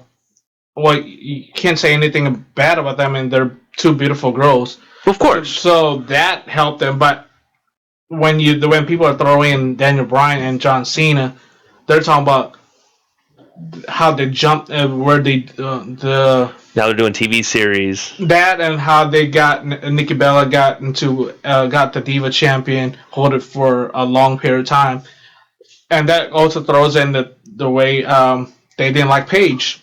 So they had Nikki Bella was able to beat the record and then lose it the next day, and it's the creative writing for that is pretty lame. But the Nikki Bella, the sales wise, the Bella twins, their sales had nothing to do with their husband and the boyfriend. Right. So, but talk about this match. Not really into it. I mean, if there was a better stipulation match, I don't know. If Put a retirement match. No, I don't think retire because they're both too young to retire. Oh, absolutely. I don't know about Natalya, but that's another bias thing. But they just have to do something different from singles match because, like, they have Mickie James versus Becky Lynch, a singles match. They have too much of the single match. Make it a stipulation match. I don't know what would it be for Nikki Bella versus Natalya. It could be a hardcore match or no count, false count anywhere type of match. Because I mean, I believe they're the ones that took it to backstage once a couple weeks ago when I believe Nikki Bella was doing an interview and then Natalya, attacked her or vice versa. So they should do backstage Raw type of thing. Another couple little notes on you mentioned Paige. Do you hear about Paige, the movie, possibly coming out? The Rock has started a possibility of making a Paige movie. About her family. Also, speaking of Paige, you hear about her getting married? Alberto Del Rio. Are you upset? Are you gonna lose sleep tonight? Yes. You gonna be okay? Yes, I am. Okay, just making sure. But there's no more single females and female wrestlers. They're all going away. All going away. Moving on to the SmackDown Tag Team Championship Turmoil match. The Alexa Bliss, the champion match. That's one after this. No, let's go to this one. No, because we have I already announced it. Alexa Bliss, the champion versus Naomi. What you feel about that for the WWE SmackDown Women's Championship? I haven't really seen too much on Naomi, so I'm surprised that she's getting into the division and the getting a championship match. But it sounds like because once again I try and watch as much as I can, but most of the Divas matches are a little bit later in the evenings now. I've noticed for SmackDown. They play them a little bit later than what I was used to. Usually, Raw and will play Divas matches the first hour and a half. Chris Cannon. Oh, you know what? This happened to be work out perfect because we're going to talk a little Super Bowl. So Chris Cannon's going to join us for that here in just a little bit. But anyways, while we tidy this up, Chris, you're going to have no interest in this conversation at all. Just so you know. Nah. Did you bring enough for everybody? Nah. You bringing in cupcakes and you didn't bring me none. A quarter of a cupcake. Cupcake with. I wasn't calling you a cupcake. Yeah, Come on now. Cupcake with no filling. Nah, it was filling earlier, you know. Oh, good night, everybody. That went our show. But anyways, yeah, I know it was a little low. Whatever. But so anyways, the Alexa Bliss. Man, this ain't no show, man. Not as a homie. But I said too soft. I don't know. You're messing my sound bites up. Messing the flow up. But anyways, because we gotta get the Super Bowl talk. That's why we're gonna get there. But the Alexa Bliss Naomi match, I don't think anyone's going to change. The title's not going to change hands. It'll be interesting when we get closer to WrestleMania. How many SmackDown matches are going to be as versus Raw matches? I mean, this will be a very interesting time for WWE. How long WrestleMania is going to be? Is it going to be 8 hours or 4 hours? Pre-show or a pre-show? Pre-show of the pre-show of the pre-show, and then they'll have a post-game live and. And the post. And then the post. Yeah, it's gonna be 6 hours of content of before the matches and 4 hours of matches and then 3 hours of post game stuff or post match stuff. I'm just glad that SmackDown Live doesn't have any 205 cruiserweight. Oh my god. Yeah, I like the cruiserweights division, but at the same time, I hated the way that they presented it. It was a good idea. I love the cruiserweight matches, but I hated the way they presented it. I think like Dr. G said the last time we had him, the only time we had him in the studio. Fair enough. We were talking about wrestling post Royal Rumble. It's not what I don't know for you, but I know for me, it's not what I expect a cruiserweight division to be. Correct. I'm more into the luchadors, like we said, La Parca, Chavo Guerrero. Even Eddie Guerrero for a little while was in the cruiserweight division. I didn't say Eddie because he passed away, so that's why I didn't mention him. But the late great Eddie Guerrero. I mean, yeah, but I mean that's what we're used to. But though. Now we see Neville, who's probably the best out of all of them, anyways. Like Swan, Rich Swan. Who? Yeah. Kofi Kingston 2.0. I said that, and I got people got mad at him. Oh, whatever. But yeah, anyway. I'm not a fan of the way that they presented the 205 Live. I'm not a fan of the way that they presented the Intercontinental Championship. And I also don't like how they do that. They have their own show on WWE Network where you get it for $9.99. But they also put that on Raw. No. Yeah. Just keep it in one place. That's why your ratings are down because your storylines. Back to the matches. The SmackDown Tag Team Championship Turmoil match. Plethora of different tag teams will be in this match. They will have the champions Alpha Dogs taking on the Usos. They will have the Vaudevillains, I believe. They will have... You're testing me now? They'll have Rhino versus... They'll have Rhino and Heath Slater. Breezango. Fandango and Tyler Breeze. And whom else am I missing? I know there's like 6 of them. The Ascensions. That was the only one I missed. So there's that whole scenario. Do you think it's going to change that, or you see American Alpha? Truth be told, I would love to see Rhino and Heath Slater take it again. I want to see them go ahead and have this one. Wait, after you... Think the last time we talked about this, you were bashing on them? No, absolutely not. I thought that they should have had it for a little while longer. I thought you were like, they made Heath Slater and Rhino tag team. I thought it was random you put those two together. Well, not really random, because, remember Heath Slater at that time, they had that storyline where he was trying to get a... Well, what frustrates... And then you have Rhino who just got in, quarter going, hey, put it together. Well, what frustrates me the most about something like... What frustrates him the most? What is? What do you got going on over there? Really, Chris? We can hear you. We can hear you. I'm making sure that the YouTube is working. I got about to watch me on YouTube, talk about the Super Bowl. So Gotcha. I gotta make sure it's working. What it comes down to is... We're on Facebook Live, too. Yep. Oh, yeah, I did. I tried Pacific Tiger. Yeah, yep. I hit the send button, the friendship, you know what I mean? So I hope they accept that so I could... every time I'm on air, I could Deny him. Promote myself. Deny him. Check me out on Steve's show. Check me out on 209 Sports. Check me out. I'm co-hosting Steve's show. I mean, yeah, I'm part of Steve's show. I mean, yeah, I'm just special guesting. No, I'm just a special guest on this show. Just every day for an hour. Every Wednesday for an hour. Every not every Wednesday day. for an hour. Anyway. Can't say the full 2 hours. No, 1 hour. just 1 hour. You know how it is. CP time. Colored people time. That's what it stands for. Oh my goodness. Please, someone that's listening to this and watching this is watching this on YouTube channel, so that way they know how that just worked out. Oh yeah, because that could have ended really, really wrong, and that was Chris Cannon. Hey, no, that was me. I'll say that was me. I want to get them in trouble. Have the FCC in here. You can't say that. Yeah. Catch me outside. How about that? How about that? Yeah. No. But what frustrates me the most about the tag team situation is that you put random people together. Daniel Bryan and Kane, The Rock and John Cena. I mean, 2 big name stars, and you're like, why are you putting tag teams when you have special tag teams already in place? Why are you doing this to the Usos? Why are you doing this to the Vaudevillains? Why are you doing this to the Ascension? The Ascension is a garbage kind of well, the Usos they tag were team. champion for a long time. Fair enough. And then people were getting, why Usos always winning? Why they never lose a title type of thing? Because those people are idiots. I'm going to say that one right out loud right now. Those people that think that Usos always won, they're only a 2-time tag team champion.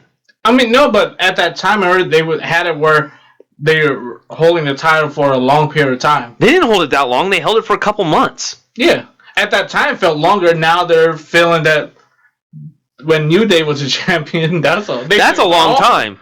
They took a whole different level. No, they because let's put it this way: the Usos don't hold the same kind of charisma that New Day has brought. I'm not a fan of New Day. You know, I'm not a fan of the New Day, but they bring a lot more charisma. They bring a lot more entertainment than what the Usos do. Mm-hmm. Because they probably every 2 weeks or 3 weeks, they always bring something fresh. Yeah, exactly. They're bringing the trombone. Trumpet. A trumpet. I think the trombone's bigger. But anyways, but yeah, so after that, then they start doing more jokes, and so people start liking them. By the time they keep on winning, they're using the cheat. Because to me, the New Day was a very athletic and talented group. Mm-hmm. The charisma was built, and part of that was because they were just forming as a team. They were starting to get to understand each other. Things started becoming more and more entertaining. They are a all around good brand. Mm-hmm. I'm not a fan of them, but at the same time, I still can respect the fact that they are a good brand. The Usos are a good brand, but a lot of it is kind of placated on their family. I mean, they're not charismatic on the mic. They're talented in the ring, but that's about as far as it goes, and people get kind of tired of that. They want to hear entertainment. They also want to see the entertainment, but they also want to hear it. Entertainment. The Rock was good on the brand as well as on the mic and his own brand. Usos are not. Rikishi was okay on the mic. I did that for The Rock. I did it for The Rock. Remember I did it for The Rock. So to me, they follow their family's footsteps, but they just don't find a way. Vaudevillains, I think, actually are probably my favorite right now to win a title that haven't won a title. Mm-hmm. So if that makes sense, they're not my favorite tag team, but they're a team that needs a little bit more recognition of what they do. They're actually a good tag team when they came out of NXT, but I think we're starting to kind of go a little bit further on into a. Next match. Next match is the final match. That's the WWE Elimination Chamber match. That puts Bray Wyatt and WWE Champion John Cena against Bray Wyatt and a plethora of The Miz. Who else was it? Baron Corbin, AJ Styles, Dean Ambrose, and Dean Ambrose. So it'll be interesting. I think that Bray Wyatt may win this one, and if it does, it sets up WWE WrestleMania, which also. But this is what brings me to mind, so that way we can go ahead and go to break. Is why? Well, I want you to answer this before we go to break. Is if you're going to do something like that, why put John Cena as the 16-time world champion and then have him lose it the next month? Well, within a couple weeks. I mean, I've seen it happen. The only thing is that you put a big market name out there, and then you just go, up, he loses the title.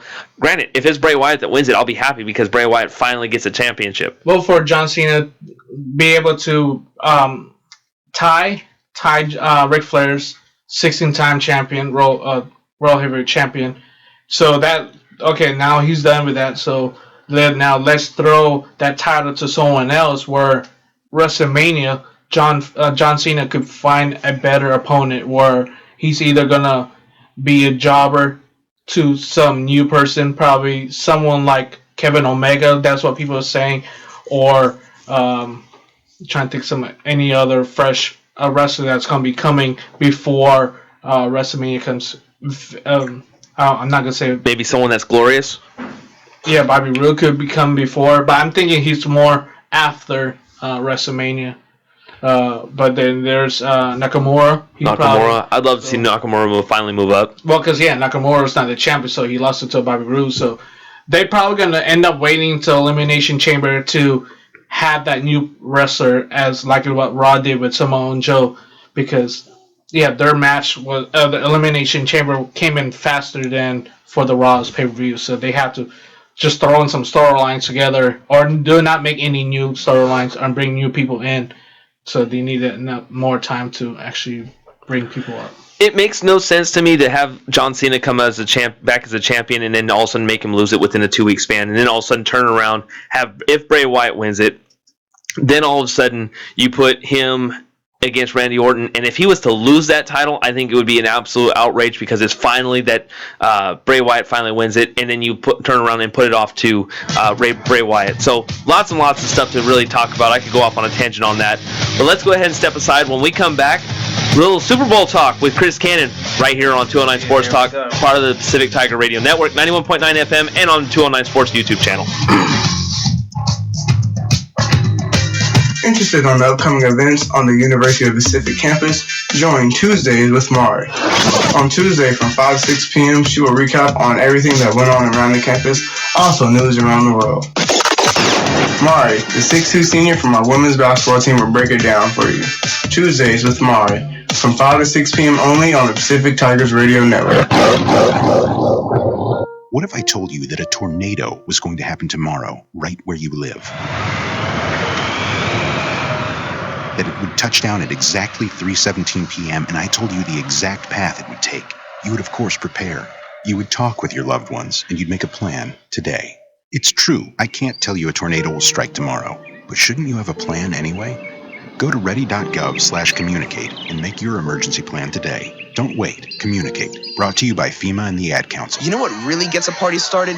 Indoor baseball. Yeah, just find a broom or a pool cue, and you can use like anything as a ball. Cans, bottles, shoes. Hey bro, toss me that avocado. Most party fouls are pretty dumb, but if you decide to drink and drive underage, you could lose your license and your freedom. Underage drinking and driving, the ultimate party foul. Learn more at ultimatepartyfoul.org. Brought to you by the National Highway Traffic Safety Administration and the Ad Council. Uncle Dan? Mom? Dad? If you store your guns properly, so not just anyone can get to them, I'll feel safer when I'm playing outside. Safer when walking home. Safer when my friends come over. As your neighbor, I'll feel safer. As a school teacher, I'll feel safer. we'll all feel safer. Your family, friends, and neighbors are all counting on you. If you own a gun, you have a full-time responsibility. When you aren't using it, be sure it can't get into the hands of curious children, troubled teenagers, a thief, or anyone else who might misuse it. Remember, always, lock it up. For more information on firearm storage safety, visit ncpc.org. This message brought to you by the National Crime Prevention Council, the Bureau of Justice Assistance, and the Ad Council. Of course my kid's in the right car seat. Well, I think he is. Yeah, my kid's in a booster seat. He was ready to move up. He is ready, right? Her car seat looks like the right size. There are probably rules on when to move up to a booster seat, aren't there? Rear facing, forward facing. I think I have it right. Car crashes are a leading killer of children 1 to 13. Are your children in the right car seat for their age and size? Don't think you know. Know you know. Go to safercar.gov/the right seat. I know my child's in the right car seat, or else I wouldn't get in the driver's seat. Brought to you by the National Highway Traffic Safety Administration and the Ad Council.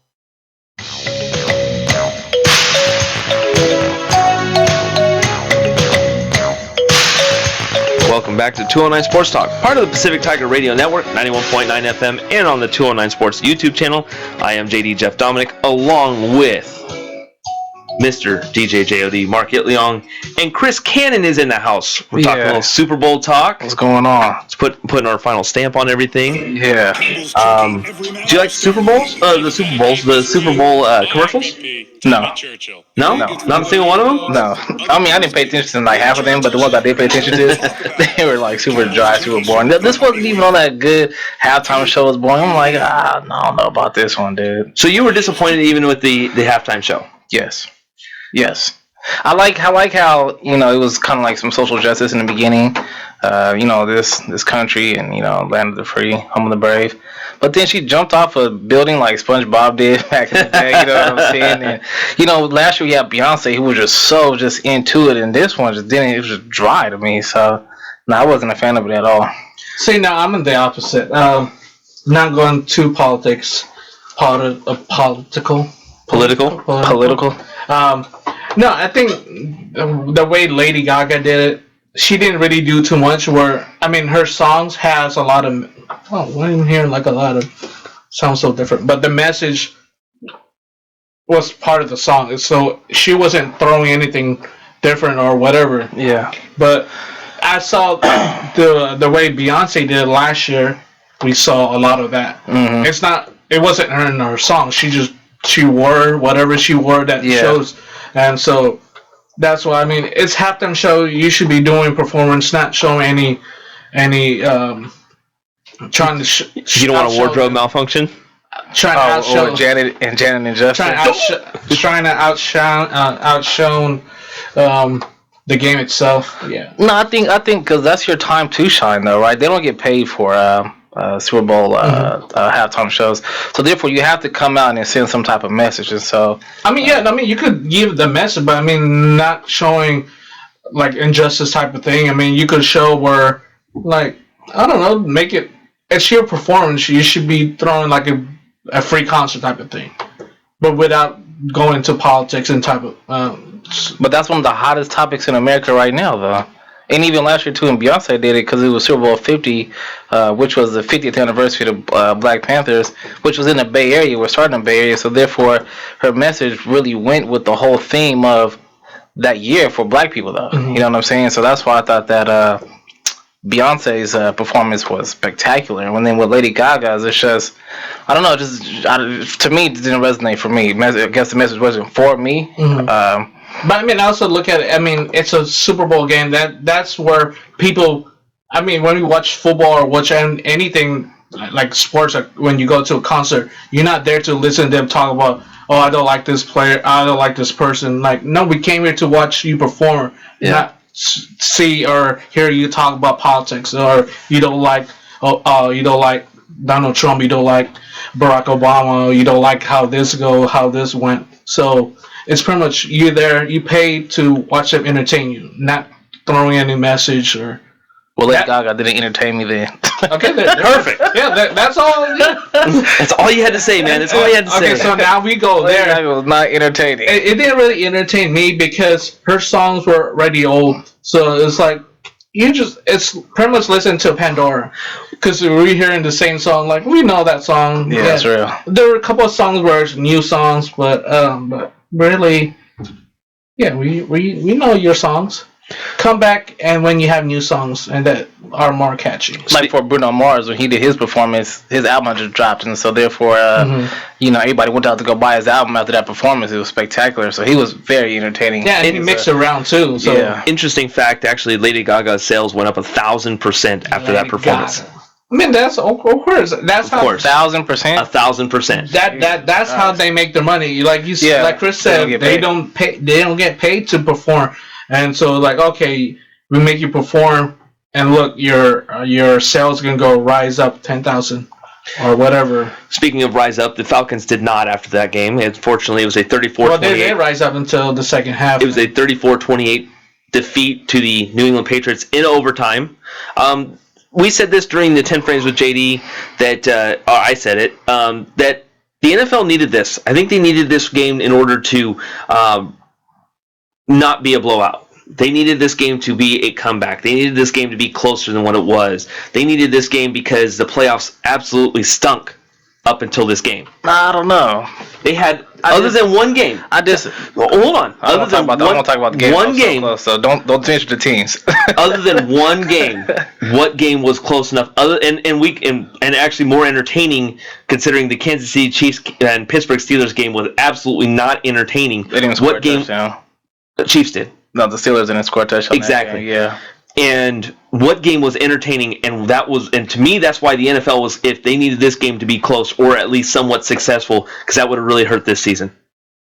Tell me one game during the playoffs, other than the game against the Dallas Cowboys game, was not a blowout. Steelers versus Chiefs. I just said something about that one. I wasn't paying attention. He was texting. Obviously. So I'll ask Chris. Yeah, no, you're right. The only game that was interesting besides the Super Bowl was, you know what I'm saying, when my Cowboys took that loss. So your Cowboys, you own them? I mean, you know, I got a couple dividends in them, you know. But here's the deal. Let me tell you why I disagree with that statement. I think that I think that the NFL needed Atlanta to win because although the game was close towards the end and it was a phenomenal comeback, nobody wanted to see Tom Brady get 5 rings. Most of the people in America did not want to see Tom Brady get 5 rings. It causes a lot of doubt in the NFL. There's a lot of controversies now going on. A lot of people now and they always try to lose the ratings. Now think of a team like Atlanta who would have got their first Super Bowl win to beat, you know what I'm saying, one of the greatest quarterbacks, a team that really wasn't even mentioned that much in the past couple of years, get the first Super Bowl ring. That would have increased to NFL ratings. You see what I'm saying? They needed Atlanta to win that game. But see, you talk about regardless if Tom Brady would have gotten his 5th Super Bowl ring, he still would have been in the argument of best ever. 7 times that he's been in the Super Bowl. Yeah. Regardless if he won or not, he was in the Super Bowl 7 times.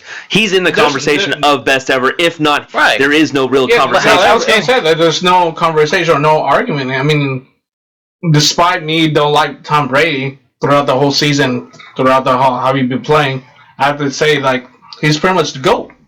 He is. Yeah, but you know that's true. However, right? Let's say Atlanta would have won that Super Bowl, right? More people would have been more excited and more optimistic for, you know what I'm saying, team for Atlanta to win it than for New England to win it. No matter what, Tom Brady's going to be mentioned in that conversation as the greatest. However, give Mike Ryan that chance to be in a class of Super Bowl winners. You see what I'm saying? And so therefore, if he would have been in that class, more people would have felt more relieved with the outcome of the game. Well, let's talk about Atlanta Falcons, how they blew up their, how they messed up 3rd and 1. Me and my friend were talking about this. They had 3rd and 1. Falcons just needed that field goal to score to be up by 10.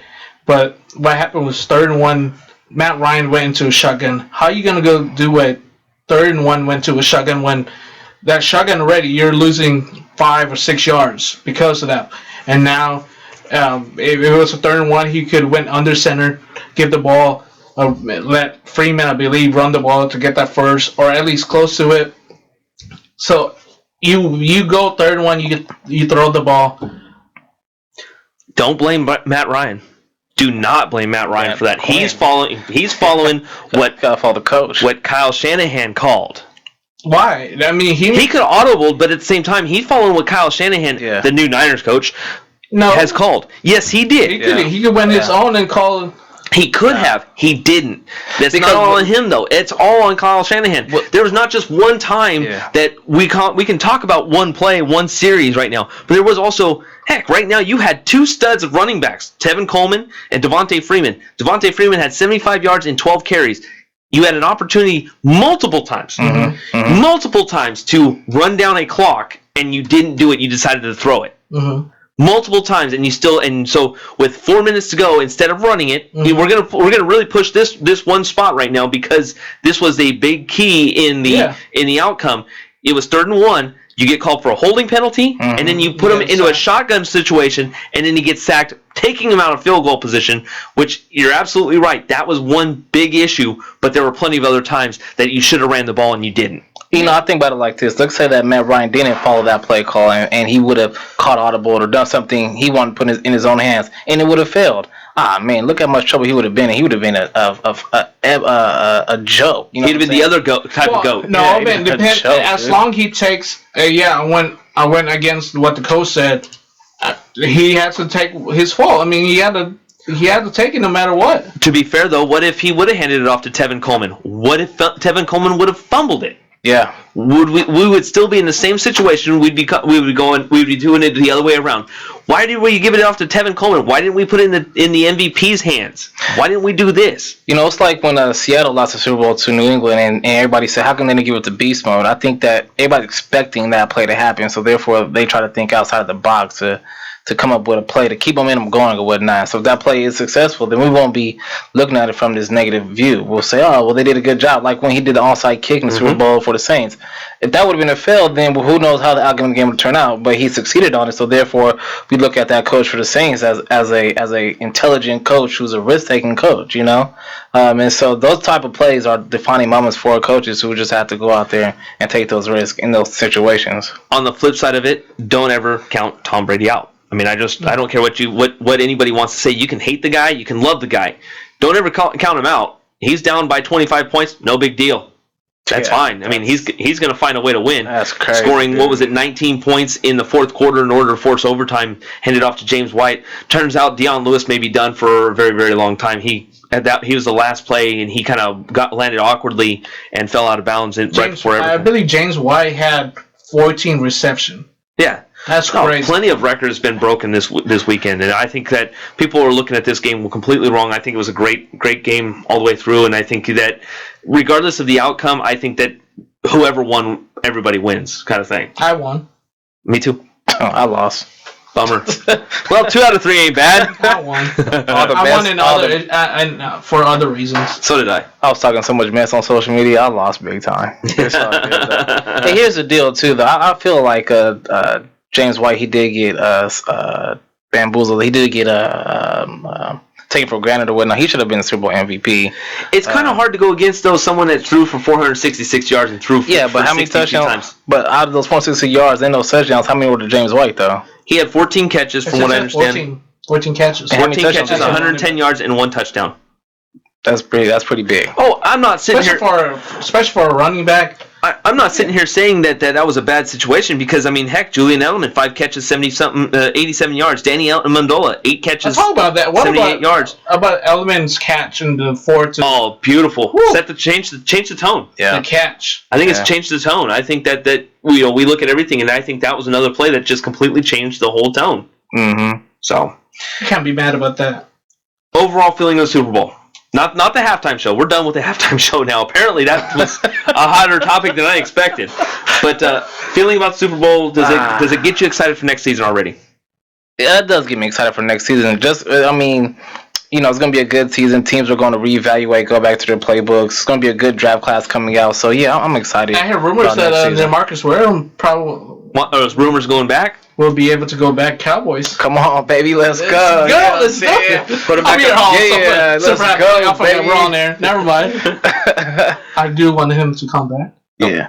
I'm excited to see what we're going to do with what we're going to do with Tony Romo too. That's going to be huge too. To see what it may be a trade. You'll get DeMarcus Ware for Tony Romo to go to Denver. No, I think he wants to be released too. He wants to be released. I mean, because they're not going to trade him. I don't think he won't say anything out loud in public right now. But I mean, you know what? Tony Romo was a good quarterback over there. For Super Bowl for the New England Patriots, remember there's 2 former University of Pacific coaches. Dante, you know how to say his last name? Nope. That's on you. Scarney Cha. You brought it up. Cha-cha. You doing the cha-cha? I like it to do the cha-cha.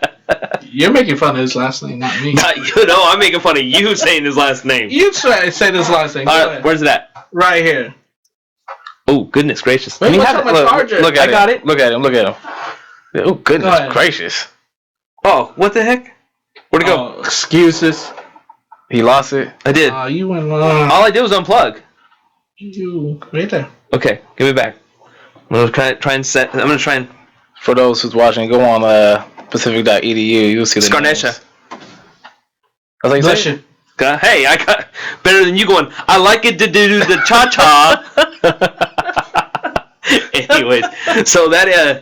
Anyways, the Super Bowl is over. Patriots win 34-28. They get to do their little celebration. They just had it today. Other pieces of news. Okay, we know Kyle Shanahan's the new San Francisco 49ers coach. What's your feeling with that? I forgot. I should add that top. That is a good question. What is your feelings with that? It's cool. I mean, he's going to be doing a lot of the. He's going to be. I mean, let's put it this way: John Lynch, great safety, great broadcaster. Don't know anything about his front office experience. I think he's just going to be the man with the suit. That's what he's going to be. I think Kyle Shanahan gets pretty much full control of that team, and we'll see how it kind of plays out. A lot of things that need to be cleaned up there. I mean, it's just all there is to it. We'll see what happens. What draft pick do you guys have? Number 2. You gonna try to get Deshaun from Clemson? Please don't. No? Please don't. What? Please don't. Why not? That's a different discussion for another day. What? Other news. Steve Sarkisian, new coach for the offensive coordinator for the Atlanta Falcons. Really weird how this all transpired. He hasn't even wasn't an offensive coordinator more than one game. That was the national championship game against Alabama. Now he's the new Atlanta Falcons offensive coordinator, which also brings to mind he's been a coach in plenty of different areas, but to be also in the Atlanta Falcons offensive coordinator makes it really weird after just basically coming back. Atlanta's got a lot of issues there with him coming back. I feel that you won't see Atlanta back in the Super Bowl after this one. Yeah. Anyways, plenty of people to thank. We want to thank the Mr. Graham Carpenter, Dr. G. He'll have his Sunday showcase where he plays a ton of other music on Sunday. I believe it's at Sunday Soundtrack. That's at 6 o'clock starting this Sunday. Be sure to tune in on that. Want to thank, well, we can't play this music while we're playing this one, so want to thank head coach Brian Colsey, University of Pacific women's softball, for coming on. He opened the show with me, and it was a great time to have him on. He was an absolute blast, and looking forward to a great season for him and his crew. Want to thank everybody that tuned in tonight. Plenty of people tuned in, chimed in on our Twitter page and everything else. Want to thank you all very much for tuning in tonight. For the entire University of Pacific Communications Department, Chris Cannon for chiming in for a little bit. Mark Young, I'm JD Jeff Dominic saying good night. We'll see you we will see you next Tuesday right here on Pacific Radio as we will bring you some Delta Athletics. Have a good night. We'll see you then.